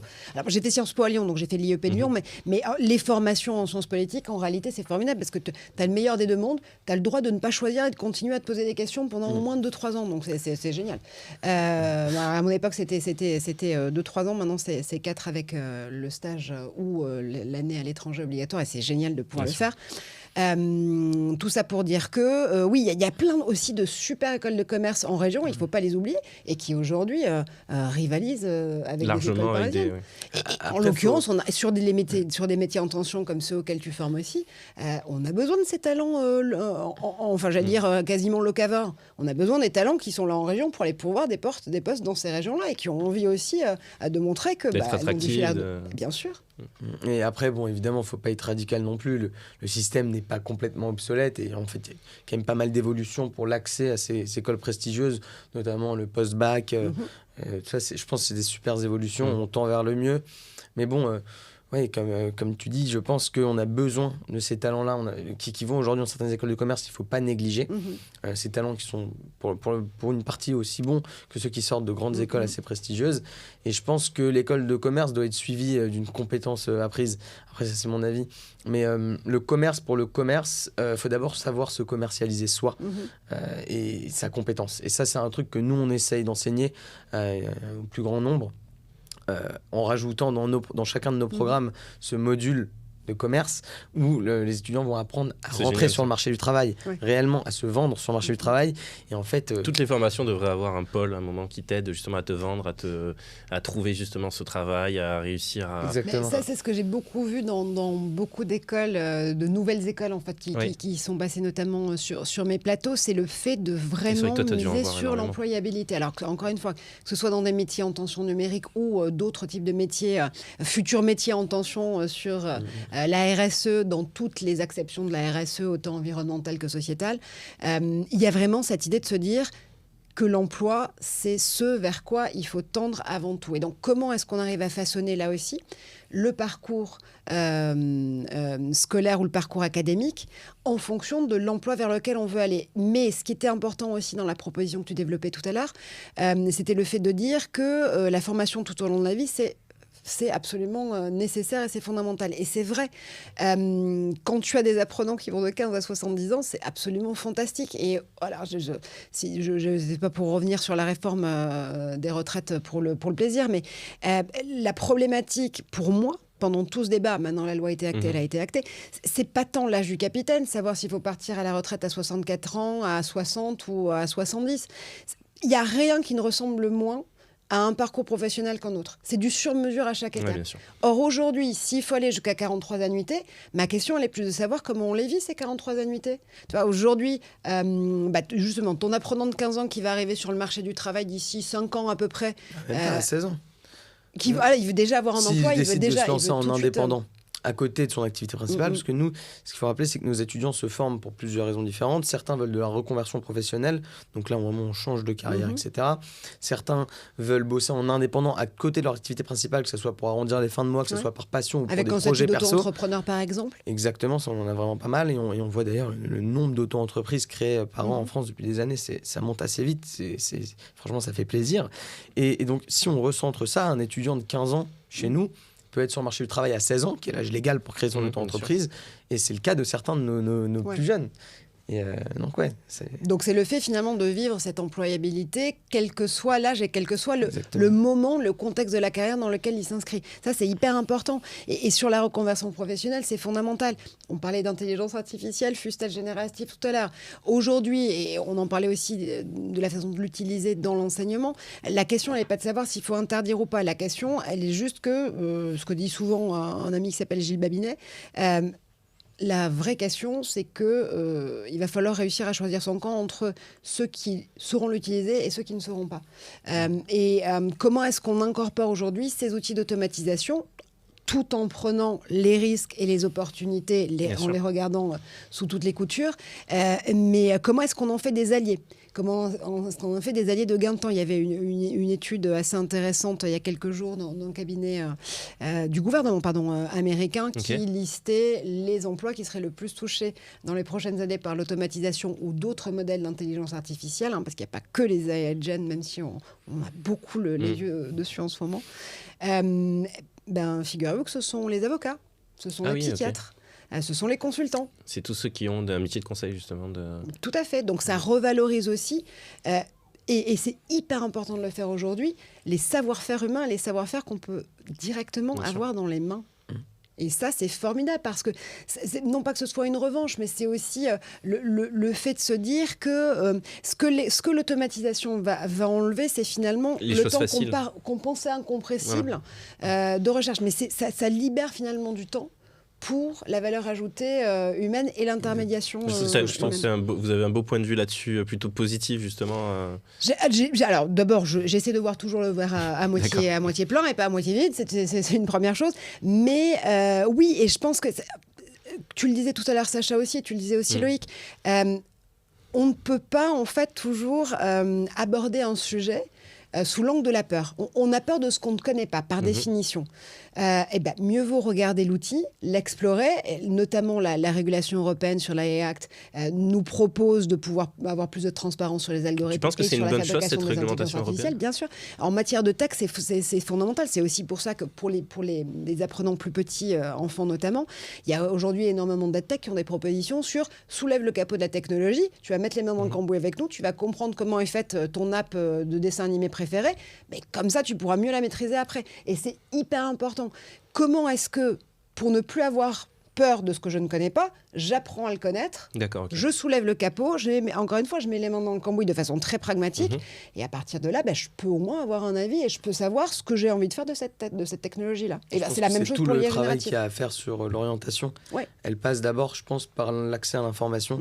Aujourd'hui, il y a de plus en plus de gens qui documentent leur quotidien au travail, leur métier, et le problème de certains apprenants et qui rentrent dans une école qui va durer 3-4 ans, qui sont derrière dirigés vers un premier stage. Et la réalité des faits, c'est que l'apprenant qui est derrière stagiaire va probablement faire un stage de 6 mois pour découvrir le métier. Sauf que s'il a une proposition d'emploi derrière, il va probablement y aller. En fait, sa vie professionnelle peut être rapidement tracée alors qu'il n'a découvert qu'un métier.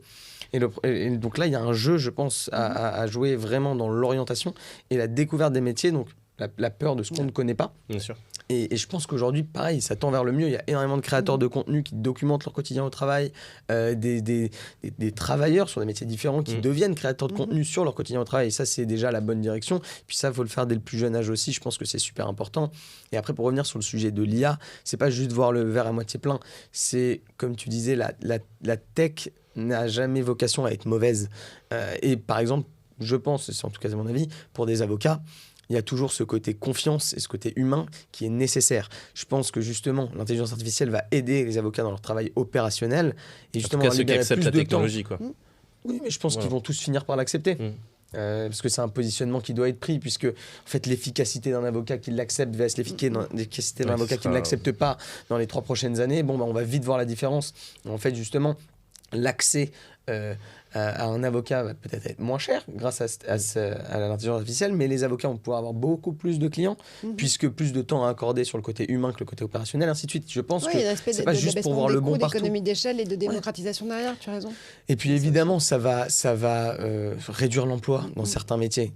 Mais comme tout, comme Internet a réduit énormément l'emploi, mais on a créé des centaines de milliers aussi. Donc, je pense qu'il faut savoir se faire confiance à un moment. Alors, sur l'intelligence artificielle, c'est particulièrement polémique en ce moment, parce que même les plus grands milliardaires tech de la planète prennent position avec, encore une fois, une vision extrêmement alarmiste là-dessus. Quand Elon Musk fait ses sorties régulières contre l'intelligence artificielle, il oublie de dire que derrière, il a aussi Neuralink. Mais il est investisseur dans OpenAI. Il a été un des cofondateurs d'OpenAI au départ. Il en est sorti, mais il est en train de remettre à jour via X aussi de l'intelligence artificielle générative de son côté. Bref, il faut toujours... Moi, je suis quelqu'un d'assez simple. J'aime bien que tu me dises, par exemple, sur les IA génératives, dis-moi sur quelle base de données tu entraînes ton IA. Je te dirai vers quel résultat tu peux te rendre. Ou quelle est encore une fois les données sur lesquelles tu t'entraînes. Et du coup, comment tu as programmé ton algorithme. Et donc, l'algorithme, il fait ce que tu lui as demandé de faire dans la programmation. C'est la même chose sur les business models. Dis-moi quel est ton business model. Je te dirai si tu es fidèle à tes intentions de départ. C'est un peu ça. Mais je voulais reprendre ton point extrêmement important sur l'orientation et en réalité sur le droit à se tromper aussi. C'est-à-dire que, encore une fois, je reviens sur ces émissions d'orientation parce que c'est ce qui m'a vraiment estomaqué quand je traitais le sujet. C'est que, alors, c'est particulier en France aussi pour les post-bac avec Parcoursup, mais parce qu'il y a ce calendrier effréné des choix d'orientation à faire qu'on ne comprend pas toujours très bien. Et c'est aussi une question d'algorithmie par ailleurs, parce qu'on ne sait pas forcément remplir l'algorithme qui a été conçu pour pouvoir vous redonner un classement dans vos choix d'études supérieures. Mais je pense que ce qui est hyper important, c'est de se dire que c'est pas parce qu'on choisit une première année d'études supérieures qu'il faut y rester toute sa vie. Non, c'est faux. On peut bifurquer, on peut changer, et surtout, quand tu donnais l'exemple du stage ou de la proposition d'études en alternance, mais c'est génial. Si on se rend compte, une fois qu'on est sur le terrain, que le métier ne nous convient pas, c'est pas grave, on peut toujours en changer. Mais au départ, c'est un peu dur, encore une fois, parce qu'il y a aussi, avec beaucoup de bienveillance au départ, il y a aussi cette prescription parentale.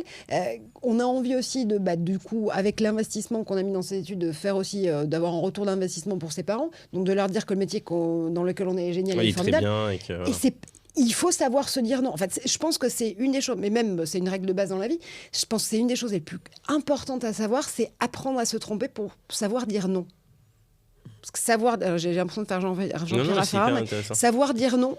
Protéger ses ressources, son temps, son énergie. Et du coup, dégager plus de temps pour savoir dire oui. Voilà, bon, on va s'allonger sur un divan, c'est un épisode de psychiatrie, c'est très sympa. Non, mais c'est une thérapie. C'est pour ça que j'étais très content de vous avoir tous les deux, parce que vous avez beaucoup de sujets en commun en fait, notamment sur l'éducation, sur votre façon de voir aussi l'innovation dans l'éducation et même en dehors de ce prisme-là. Justement, tout à l'heure, je te demandais, Sacha, est-ce que c'est important pour toi d'avoir une présence dans les médias? Et tu nous as expliqué, dis-moi si j'ai une bêtise, mais de ce que j'ai compris, de ce que tu m'as dit, c'est que c'est pas tant toi d'avoir toi-même une présence dans les médias pour ton ego. Bon, c'est vrai que c'est toujours cool en vrai quand on passe dans un média et c'est toujours flatteur, mais... si on n'a pas d'ego, on fait pas ce métier, on va être clair. Non, c'est toujours mieux de créer quelque chose qui sait parler pour lui-même par ses résultats. Donc, Non, mais c'est sûr. Et tu me disais, c'était plus pour même donner aussi une confiance dans le marché de l'éducation digitale que oui, il y a eu des erreurs, oui, il y a eu des ratés, oui, il y a eu des arnaques, il y a des choses qui sont mal passées. C'est pas pour autant qu'il faut jeter bébé et l'eau du bain avec, et que non, il y a des choses très bien comme ce que vous êtes en train de faire qu'il faut mettre en lumière.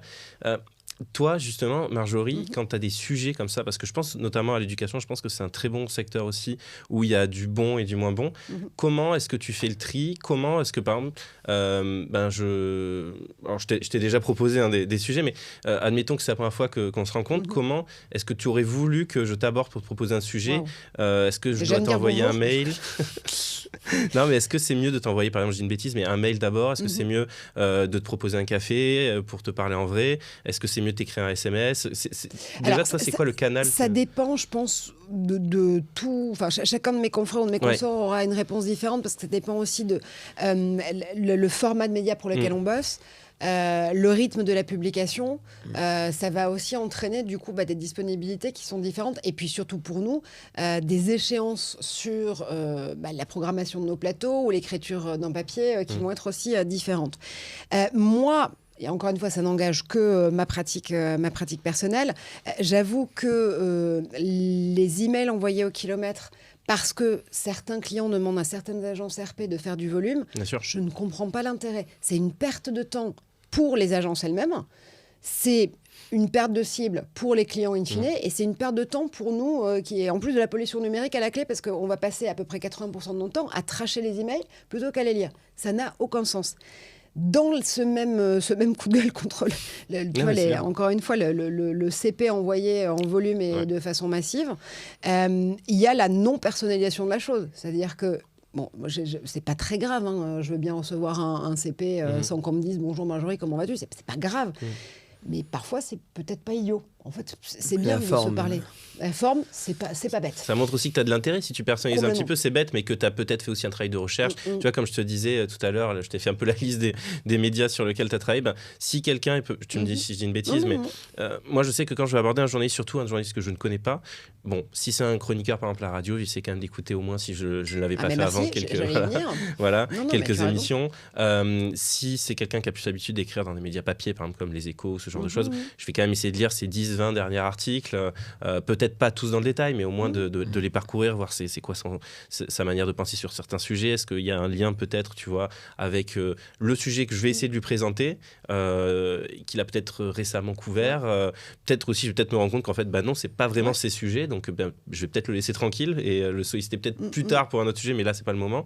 Donc, c'est aussi ça que je voulais avoir comme point de vue de ta part, pour quelqu'un qui démarrerait les relations presse et qui a peut-être aussi le schéma traditionnel de l'agence classique qui est je prends mon CP, je prends ma liste de journalistes de 20 000 journalistes, je leur envoie en bloc et puis ça n'a pas d'intérêt pour vous, ça n'a pas d'intérêt pour nous, ça n'a pas d'intérêt pour le client, même si vous demandez de le faire équiper pour ça. Vraiment, ça n'a pas de sens, quoi. Enfin, et le réflexe que tu as est vraiment bon. C'est-à-dire que si vous voulez venir justement nous chercher ou engager la discussion avec un sujet, une entreprise, un invité, un auteur, une autrice, génial, mais regardez, écoutez, lisez ce qu'on fait avant, en fait, parce que c'est la même chose, c'est-à-dire que parfois vous allez peut-être vous planter d'angle, vous planter de médias, peut-être que c'est pas gagnant non plus pour vous, et c'est pas grave de se planter sur le nom d'une émission, sur un truc, mais quand même, quoi. Enfin, moi, quand je vais aller chercher un invité, j'essaie de regarder qui il est. Tu fais ton travail de détective. Oui, et savoir pourquoi j'ai envie d'aller chercher cet invité-là en particulier et pas un autre.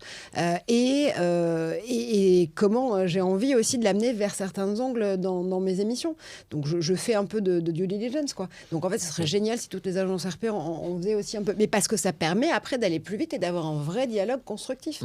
L'autre chose, pour l'histoire des CP bêtes et méchants, arrêtez les bingo blabla, s'il vous plaît. C'est quoi les bingo blabla ? Le bingo blabla, c'est quand, en fonction... Et on a tous un buzzword tech par saison. Okay, ouais. Là, c'est AI Gen qui dure depuis plus d'une Avant, saison. C'était Covid, avant, c'était télétravail. Ça va être hybridité, ça va être Bitcoin, ça va être crypto, ça va être whatever, ça va être métaverse pendant un moment. Merci. Pas de bingo blabla dans les intitulés d'email. C'est-à-dire que si tu me vends une entreprise qui fait de la blockchain cryptoisée pour sauver avec AI-powered l'humanité, je ne vais pas y croire. Stop, c'est pas possible. T'as déjà vu 20 000 fois le truc passer. Oui, mais surtout, restez crédible dans notre proposition. Okay. Alors après, il peut y avoir une touche d'humour, il peut y avoir... Bien sûr. La touche d'humour, c'est un truc qui a déjà fonctionné pour toi quand t'as vu un message dans une de presse est-ce que ça a pu m'arriver ? Oui, si, ça a dû m'arriver. Je le fais rarement. Ça a dû m'arriver une ou deux fois, et en plus sur des propositions de sujets qui étaient assez chouettes et assez décalées, et du coup. Mais voilà, non, surtout pas de bingo blabla de dernière tendance. Ou encore une fois, il y a trop de tendances pour que la techno derrière soit vraiment simple, valide et stop, quoi. Donc il y a ça. Et l'autre truc, oui, c'est se parler. C'est-à-dire que j'essaie, alors je le fais pas toujours, j'avoue, mais autant que faire se peut, j'essaie de prendre même 3 minutes. Quand je suis passée au-delà de l'étape de j'envoie le CV directement à la corbeille, le CP directement à la corbeille, j'essaie quand même de prendre du temps pour répondre aux attachés de presse et leur dire voilà pourquoi je ne vais pas prendre le sujet. Alors, je ne le fais pas toujours, mais quand je peux, je le fais. Parce que c'est hyper important aussi de ne pas vous laisser sans réponse, quoi. Alors, on n'a pas, encore une fois, toujours le temps, toujours l'énergie pour le faire, mais si jamais je me dis ok, là, il faut que je le fasse, que j'appelle quand même la personne qui m'a envoyé ce communiqué de presse ou cette proposition, c'est parce que je me dis ok, peut-être que là, ça ne va pas fonctionner, mais peut-être qu'il y a quelqu'un d'autre qu'elle représente ou qu'il représente dans l'agence avec laquelle on va voir si on ne peut pas élargir l'angle. Et toujours discuter parce que je pense que ça nous est arrivé aussi tous les deux sur certaines propositions d'invités. On n'est pas omniscient et on n'a que 24 heures tous et toutes dans nos journées. Donc il y a parfois, et parce qu'encore une fois, on est en train de travailler un sujet, un angle en particulier, on part bien en tête sur quelque chose et en discutant avec vous, parce que forcément, vous êtes l'interface entre nous et l'invité final, vous connaissez son sujet par cœur, il y a un angle qu'on n'a pas vu. Et c'est pas grave, et tant mieux, et on en parle et on voit comment on peut progresser. Et puis si finalement, au bout de la discussion, on s'aperçoit que ça va pas fonctionner, quelle qu'en soit la raison, c'est pas grave. On sait que le coup d'après, on va se reparler et tout va bien se passer. Si je comprends bien, tu me dis si je reformule mal, mais ce que tu attends finalement d'un attaché de presse, c'est un attaché de presse qui fasse aussi un peu le travail de journaliste, qui se renseigne bien sur son client et qui peut te donner les bonnes infos Alors, pas forcément le travail de journaliste. On ne demande pas de faire des vies ma vie en permanence, tu vois, mais qui est quand même une base pour qu'on puisse parler édito.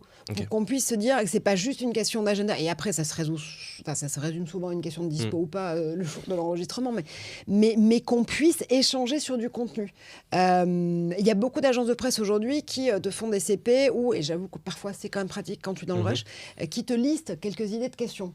Ok, ça m'est arrivé déjà de faire ça aussi. Alors, c'est pas idiot du tout, parce que moi, quand je vais être en train d'écrire mon émission, je suis déjà dans mon conducteur et je me dis, ah bah tiens, oui, peut-être qu'en effet, cette question, voilà. Je pense que c'est bien aussi de le rappeler, c'est que vous avez peu de temps, finalement, chaque jour pour faire vos émissions. Alors, ça dépend. Je pense que les gens ne s'en rendent pas compte. Ça dépend du rythme, mais sur une quotidienne, par exemple, c'est un rythme effréné, sur une hebdo, tu peux plus prendre le temps. Sur un magazine, sur un doc, c'est encore différent. Sur un article, alors si c'est par exemple Guillaume Gralet, dont on parlait tout à l'heure, qui est rédacteur en chef aussi au Point Science et Tech, qui écrit ses enquêtes au long cours, il va encore dans une temporalité différente. Donc il faut jongler en permanence aussi avec ces timings-là, qui ne sont pas forcément super simples à comprendre. Et puis vous, quand vous avez une annonce à faire qui est timée, une levée de fonds ou une annonce de sortie de produit ou de machin, c'est encore différent. Donc c'est une question... Il faut se parler. Parlons-nous. Et tout est compréhensible à partir du moment où on se parle. Mais il faut réussir à se parler. Et après, j'avoue que parfois, on n'a vraiment pas le temps de discuter. Donc, on va juste dire non ou rien dire. Et voilà. Mais c'est souvent parce qu'on sent quand... des fois, c'est vraiment le CP envoyé de façon massive, en volume, en mode quasi reply all. Donc c'est quoi le bon objet d'email à recevoir ? Le bon objet d'email, c'est du coup, c'est une bravo. Je me suis tendue en autopiège, c'est sympa. C'est revenir à l'essence de ce que c'est. Tu m'appelles pour qui, ou tu essaies de me joindre pour me parler de qui, sur quel sujet et avec quel deadline. Un peu les 5 W classiques. Exactement. Et après, tu peux mettre de l'humour dessus. Enfin, tu peux mettre on peut jouer, voilà, on n'est pas interdit de rire une fois par jour. Mais c'est juste, voilà, c'est vraiment le CP caricatural où tu sens que tout on voit aligner absolument tous les mots du moment où tu es la même. C'est un truc souvent que je dis à des futurs prospects ou des clients avec qui je travaille. Quand ils me demandent comment tu vas t'y prendre, comment tu vas faire pour essayer de faire parler de nous dans les médias, c'est quoi ton modus un peu operandi, etc. Ce que je dis, c'est que j'ai 1% de mon temps qui va être pour la rédaction, la stratégie, quels sont les médias qu'on aimerait cibler en priorité, pourquoi, quel journaliste, le travail de justement préparer le communiqué de presse, les ressources, etc. Établir la liste de journalistes à qui on va l'envoyer. Et après, 99% de mon temps, c'est du travail de détective où je vais bien m'informer sur les journalistes que je vais contacter avant d'être comme un idiot, de prendre mon téléphone et de ne pas savoir quoi leur dire et de même pas avoir de discussion avec eux parce qu'en fait, finalement, je ne connais pas leur travail, donc je ne peux pas leur exposer pourquoi est-ce qu'ils devraient parler des sujets que je leur propose. Et de contacter les journalistes et de faire ce travail de détective, c'est vraiment 99% du temps. Donc, je comprends que tu peux à un moment, quand tu es journaliste, te dire... Quand tu as le 5 millième attaché de presse qui ne sait pas en fait qui tu es, le travail que tu as fait, etc., qui t'appelle pour un sujet, même s'il il est sympa, quand, à la fois le journaliste à la fois l'attaché de presse et le sujet, de ne pas avoir envie de parler de ce sujet parce que y a une forme d'irrespect peut-être aussi. Je dirais pas que c'est forcément de l'irrespect, mais encore, c'est juste une perte de temps, quoi. Soyons très pragmatiques. C'est une perte de temps pour vous, pour le client et pour nous. Mais c'est aussi une éducation des clients à faire. Alors, je vois bien que Sacha et Revoltrain n'est pas comme ça. Non, ils sont super cool en plus. C'est aussi important. Et même pour vous, du côté des relations presse. J'imagine que votre métier a nettement plus de sel quand vous pourrez entrer dans les sujets, aller voir sur le terrain comment les boîtes aussi font leur métier. Pour les RP, de réussir à créer des bonnes relations aussi avec les médias, les journalistes. Complètement, et c'est toujours vachement plus profitable quand tu arrives à toucher. Et c'est compliqué parce que tu as aussi certains clients, je le sais, qui vous demandent des obligations de résultat. Mais c'est le pire métier pour demander une obligation de résultat. C'est pas des mathématiques, c'est pas une science dure, tu peux pas. Et au final. Non, et parfois même après, il y a des RP qui promettent en avance des résultats. Oui, mais. Là, alors c'est soit qu'ils achètent dans des encarts publicitaires. Oui, après il y a aussi le public reportage. C'est autre chose encore pour moi. Oui, mais c'est pas une insulte, ça existe aussi. Puis ça permet de faire vivre les médias aussi. On a ce truc très péjoratif du public reportage, mais d'un autre côté, un média, c'est dur pour faire de l'argent avec un média en vrai. Donc. Alors c'est une économie qui est pas simple, on va pas se mentir, mais oui, complètement. Et au-delà de ça, je sais pas, moi je trouve que c'est toujours vachement plus profitable de se dire, ok, voilà l'écosystème média à l'heure actuelle, voilà comment il est fichu. Sur les sujets et sur les angles qu'on détaille ensemble, voilà potentiellement telle et telle émission ou titre ou qui est intéressant à aller chercher et on va voir comment on y arrive.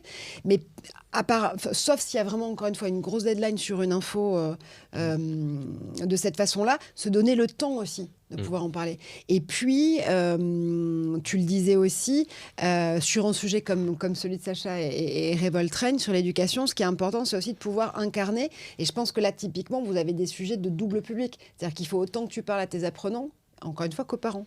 Bien sûr. Pour les plus jeunes. En fait, pour nous, les parents d'apprenants très jeunes sont les apprenants aussi à qui on parle. En fait, puisque tu as aussi la formation professionnelle, bien sûr. Ouais, c'est ça. Je veux dire, et la reconversion. C'est un discours qui est assez universel. C'est une position qu'on prend sur une industrie très complexe qu'est l'éducation. Une position qui est assez claire, d'ailleurs, et très transparente. Du moins, on essaye. Donc en fait c'est un discours qui se partage d'une manière assez universelle et c'est un discours unique quoi. Il n'y a pas vraiment de double discours à avoir, c'est vraiment très transparent. Voilà notre position sur l'éducation, voilà ce qu'on crée, voilà ce qu'on essaye de créer, voilà ce qu'on essaye d'amener comme innovation, voilà ce qu'on essaye de changer et puis en grande majorité ça plaît quoi. Donc c'est pas un exercice très difficile pour le coup. On est assez confiant là-dessus parce que on le fait de manière très transparente quoi. J'ai une question pour toi Marjorie.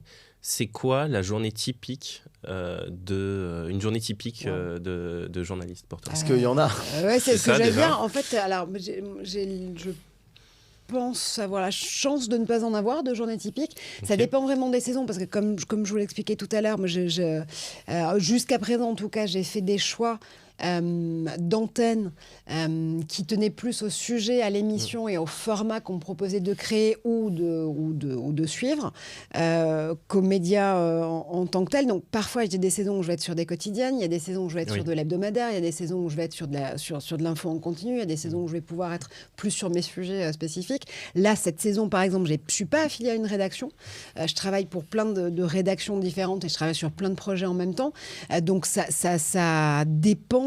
Ça dépend vraiment, c'est un peu au jour le jour. Et en même temps, c'est aussi une saison, que ce soit en studio comme sur scène, où on a énormément de choses qui tombent les mêmes jours. C'est très, très impressionnant. Une espèce de raccourcissement. J'avais notamment une productrice pour une chaîne canadienne dans laquelle j'étais en stage à Washington qui me disait, tu vas voir, ce métier, c'est hurry up and wait. Mais c'est vraiment ça. C'est littéralement ça. Je me rends compte aujourd'hui. Hurry up and wait en permanence. C'est-à-dire qu'il y a des moments où il va falloir tout faire dans les 24 secondes qui te restent. C'est le calme. Exactement. Et c'est parfois cette toujours être à l'affût. Et c'est cette ambivalence de temporalité à gérer qui parfois peut ne pas être super évidente. C'est pas très sain. Ouais. Mais c'est aussi ce qui... Alors, moi, j'ai une déformation, j'allais dire professionnelle, parce que je viens au départ de la chaîne info aussi. Dans ce côté chaîne info-là, tu as aussi cette adrénaline, c'est-à-dire que tu vas aussi vivre pour le moment de news, à faire vivre. Du coup, ça fait de nous des gens un peu schizophrènes, mais c'est sympa. Vraiment, c'est un épisode de thérapie en fait. Comment est-ce qu'on conserve l'énergie? Parce que si par exemple personnellement vous n'êtes pas dedans au moment, et ça arrive à tout le monde. Mais faut être hyper excité pour une news et ça arrive à tout le monde. Il faut dégager une énergie que parfois on n'a pas quoi. Je pense que tu as un côté comédien. Ouais, non, mais tu as un côté endorphine en fait du breaking news. Tu sais que quand tu es sur une édition spéciale ou quand tu es... Moi, ça, typiquement, là, les prochaines éditions spéciales que je vais avoir, c'est sur la politique américaine. Je sais que je peux me conditionner. J'ai fait des matinales, j'en ai produit notamment pour BFM TV, où j'ai fait des matinales aussi pour d'autres médias il y a quelque temps.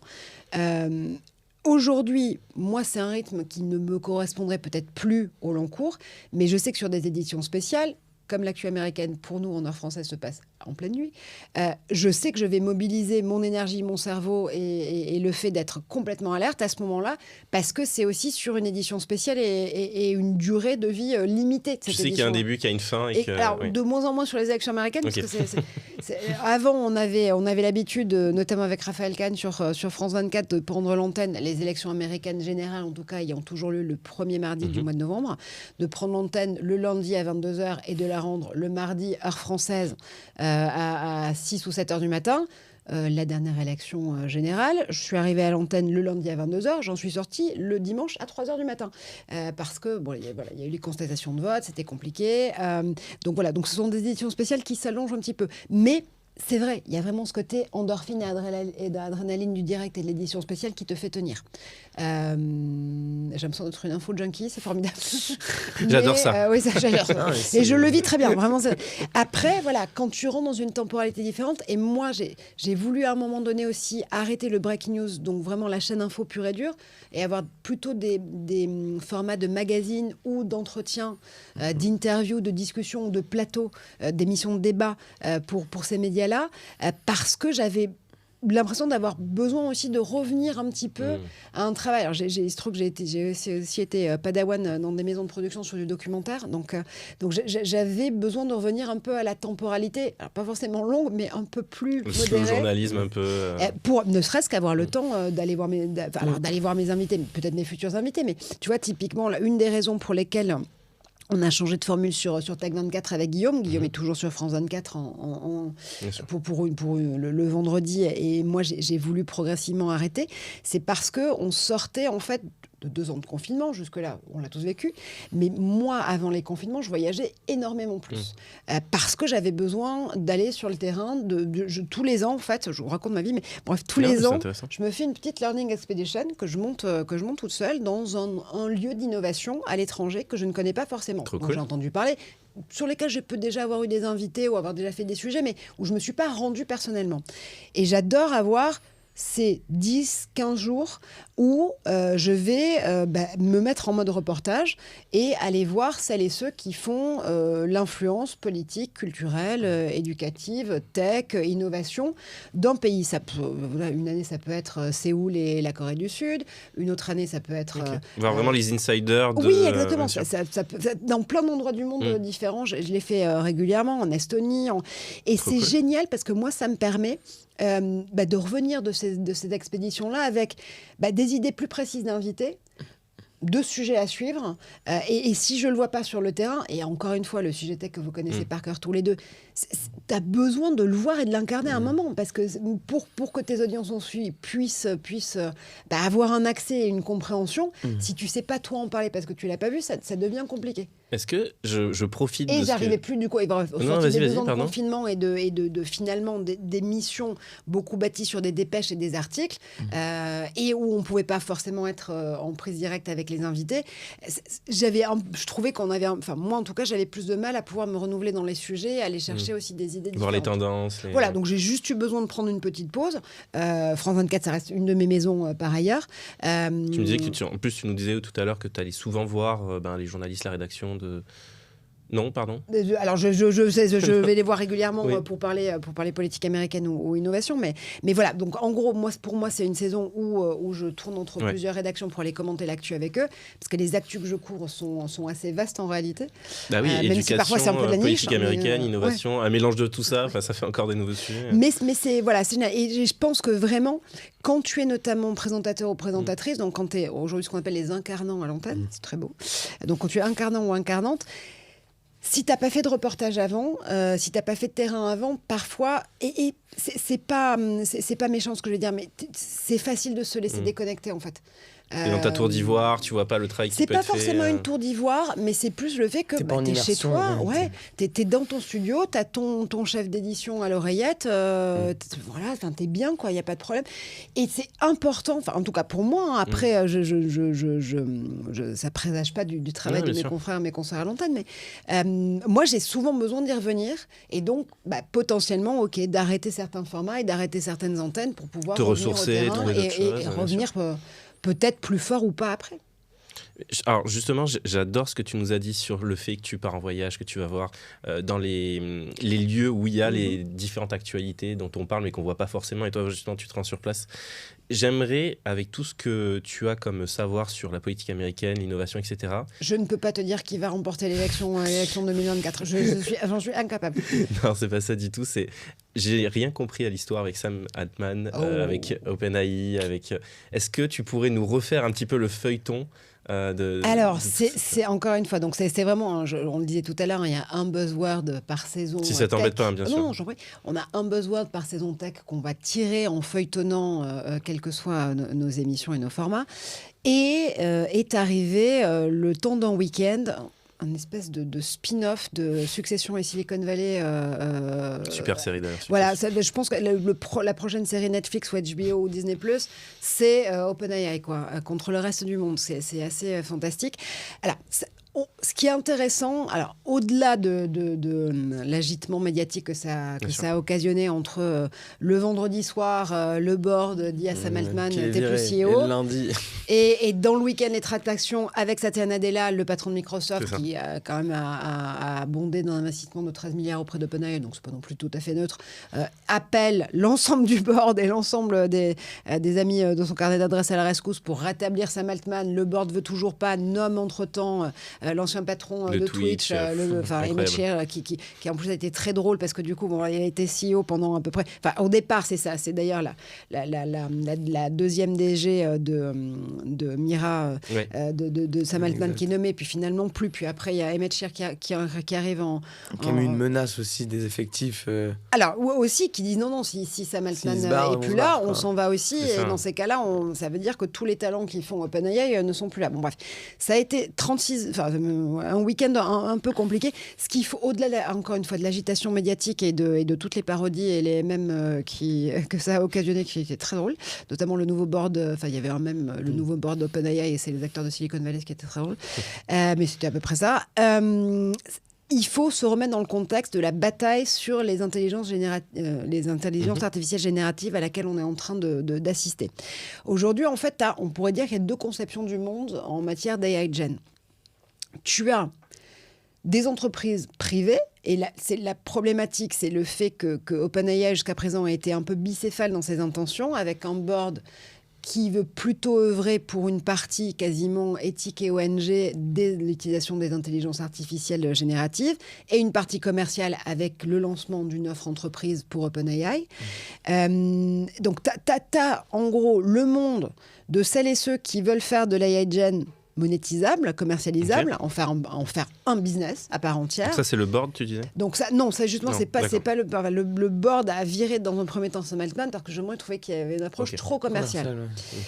Et pas assez recherche, pas assez pro-recherche. Donc en gros, tu as une partie d'entreprise qui est en train de constituer une oligarchie des AI Gen, disons-le comme ça. Et tu as une autre partie d'entreprises qui sont tout aussi commerciales, mais qui ont une approche open source des intelligences artificielles génératives. Ça va être le cas, par exemple, de Meta. Ça va être le cas d'IBM, ça va être le cas d'un certain nombre d'entre eux. Ça va être le cas de Mistral, absolument, en France, par exemple. Mais qui, parce que... On dit qu'il y a deux mondes, mais encore une fois, en fait, ils le disent tous, et Niel l'a bien dit récemment, en parlant de Mistral, qu'avec Mistral, entre Niel Saadé et les fondateurs, ils ont des ambitions très axées recherche sur un outil open source, mais ils n'excluent évidemment pas une commercialité par la suite de l'outil, parce que il est essentiel à la fin pour un business qui doit survivre et en fait durer dans le temps, d'avoir une partie commercialisée. Les 150 millions du premier tour sur un PDF de 4 pages en juin dernier et les 385 millions de levée, il faut bien qu'à un moment donné ça serve à quelque chose. C'est pareil pour OpenAI et toutes ces entreprises. Donc pareil, encore une fois, je pense que les patrons d'entreprise ne doivent pas avoir une vision beaucoup trop commerciale parce que en fait il y a un produit qui vraiment fait preuve d'une forte recherche derrière qu'il faut continuer à supporter. Mais c'est encore une fois pas noir ou blanc, quoi. Moi je trouve que ces débats ils me font marrer parce que... Alors le temps passe super vite, on me dit dans le raid qu'il reste plus que 5 minutes, mais pardon, je vous coupe pas dans vos explications. Non, mais du coup il faudra plus de 5 minutes pour terminer ce débat sur les IA génératives. Ce qu'il faut juste retenir, c'est que voilà, on est à un moment qui est extrêmement intéressant et qui en fait ressemble un peu à l'histoire sans fin ou au serpent de mer des technologies. À partir du moment où la monétisation entre en ligne de compte, le verre est un peu dans le fruit. Donc on n'est plus en état d'innover pour le simple défi scientifique ou la beauté même de l'innovation. Il faut trouver une finalité commercialisable et donc monétisable à un produit, un service ou une technologie. Et à partir de là, les ennuis commencent. Mais voilà, c'est juste l'histoire des techs. Ça, c'est cyclique. Exactement, depuis des décennies. Et justement, ça fait partie des moments de rush, comme tu disais, où d'un coup tout s'accélère, il faut y aller à fond. Et puis le CEO de la Vallée qui se fait virer aussi, c'est cyclique. Hein. Oui, complètement. On l'a vu avec Uber, WeWork. Oui. Alors pour des raisons différentes pour le coup. Oui, non, mais je veux dire. Notamment pour Travis Kalanick et Adam Newman. Mais c'est passionnant aussi, ce sont des épisodes. Ouais. Et puis ça fait partie aussi de la façon dont on va, nous, côté médias, vous embarquer dans des histoires qui sont assez... On a envie de les lire, ces histoires. On a envie de les voir adaptées. C'est intéressant pour comprendre les visions des entreprises et comment elles évoluent. Mais enfin, bon, je pense qu'il faut mieux. Non, mais franchement, j'ai adoré discuter avec vous. C'est ma faute, j'ai pas vu le temps passer parce que j'étais embarqué par tout ce que vous disiez. C'est le plus beau des compliments, je pense, pour une discussion. Ah non, mais c'était super et je m'attendais pas justement à avoir d'aussi bons. Ça aurait pu durer plus longtemps. Ouais, mais 2 heures de plus, j'aurais pas dit non, mais bon, après, ça a commencé à être merci de nous avoir reçus et puis t'as très bien dirigé la conversation. Non, bah écoutez, merci à vous. Et juste avant de finir, Marjorie, c'est où qu'on peut suivre toutes tes dernières actualités? C'est une excellente question. Alors, sur mon profil Instagram, beaucoup. Sur X aussi. Un peu plus modérément, parce que j'ai fait partie des journalistes qui ont rapidement fait partie de la twittosphère il y a très longtemps. La twittosphère. Mais depuis, mon compte n'est plus certifié parce que j'ai pas X Bleu en l'occurrence. Blague mise à part, beaucoup sur les plateformes sociales, en fait, sur les réseaux sociaux. Et puis ensuite, sur des antennes diverses et variées, comme celle de BFM Business pour Tech & Co. et comme d'autres plateaux de télévision pour la grande, la grande caravane de la politique américaine, mais c'est un peu ça, qui va démarrer à partir du 15 janvier. C'est génial parce qu'on sait qu'à partir du 15 janvier, justement, on pourra te retrouver sur tous les épisodes de la politique américaine. C'est un peu ça, voilà. C'est aussi des spin-offs. C'est ça. C'est à la Maison Blanche. Et je mettrai justement aussi en commentaire pour ceux que ça intéresse, et si tu le souhaites aussi, les liens vers les réseaux dont tu parlais. Ouais. Et toi, Sacha, justement, juste avant de finir aussi. Est-ce qu'on peut suivre Revoltrain ? Ouais, pour justement, si on s'intéresse à Revoltrain, le mieux, c'est quoi en fait? C'est d'aller sur votre site internet et de. Notre site, puis on publie beaucoup sur Instagram, sur TikTok, un petit peu sur YouTube, on commence. Et puis surtout avec toi, on va réussir à. J'espère bien. Je pense. On est bien parti déjà en tout cas. Faire parler de nous et de notre vision de l'éducation un peu partout. Donc voilà, mais sinon sur les réseaux sociaux essentiellement. Bon bah pareil, je mettrai ça en commentaire justement de la vidéo. Encore une fois, merci à vous deux. Merci à toi. Comme je disais, j'aurais pu encore durer 2 heures avec vous. C'était vraiment trop cool. Mais bon, il faut savoir s'arrêter à un moment. Une prochaine fois, on reviendra. On fera plusieurs épisodes. On va feuilletonner un par semaine. Franchement, ça serait avec plaisir si jamais vous voulez revenir. Ce serait trop cool. Écoutez, merci à tous. Merci à tous ceux qui nous ont écoutés aussi. J'espère que vous avez pu en savoir un peu plus justement sur les relations presse, sur le métier de journaliste et notamment du parcours aussi de Marjorie qui a été présentatrice, qui a travaillé dans beaucoup de médias, qui a des... Qu'il est toujours, je te rassure, c'est toujours mon métier. Bien sûr, notamment sur BFM. Une légende alors.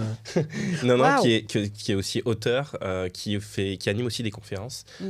Donc c'était génial d'en apprendre plus sur toutes ces facettes de ton métier. Et merci à toi aussi, Sacha. Maintenant, on en sait un peu plus aussi sur Revoltrain. Et si vous souhaitez vous reconvertir ou vous diriger vers un des nouveaux métiers du digital, on sait maintenant vers où il faut se tourner. Magnifique, merci 1000 fois. Merci.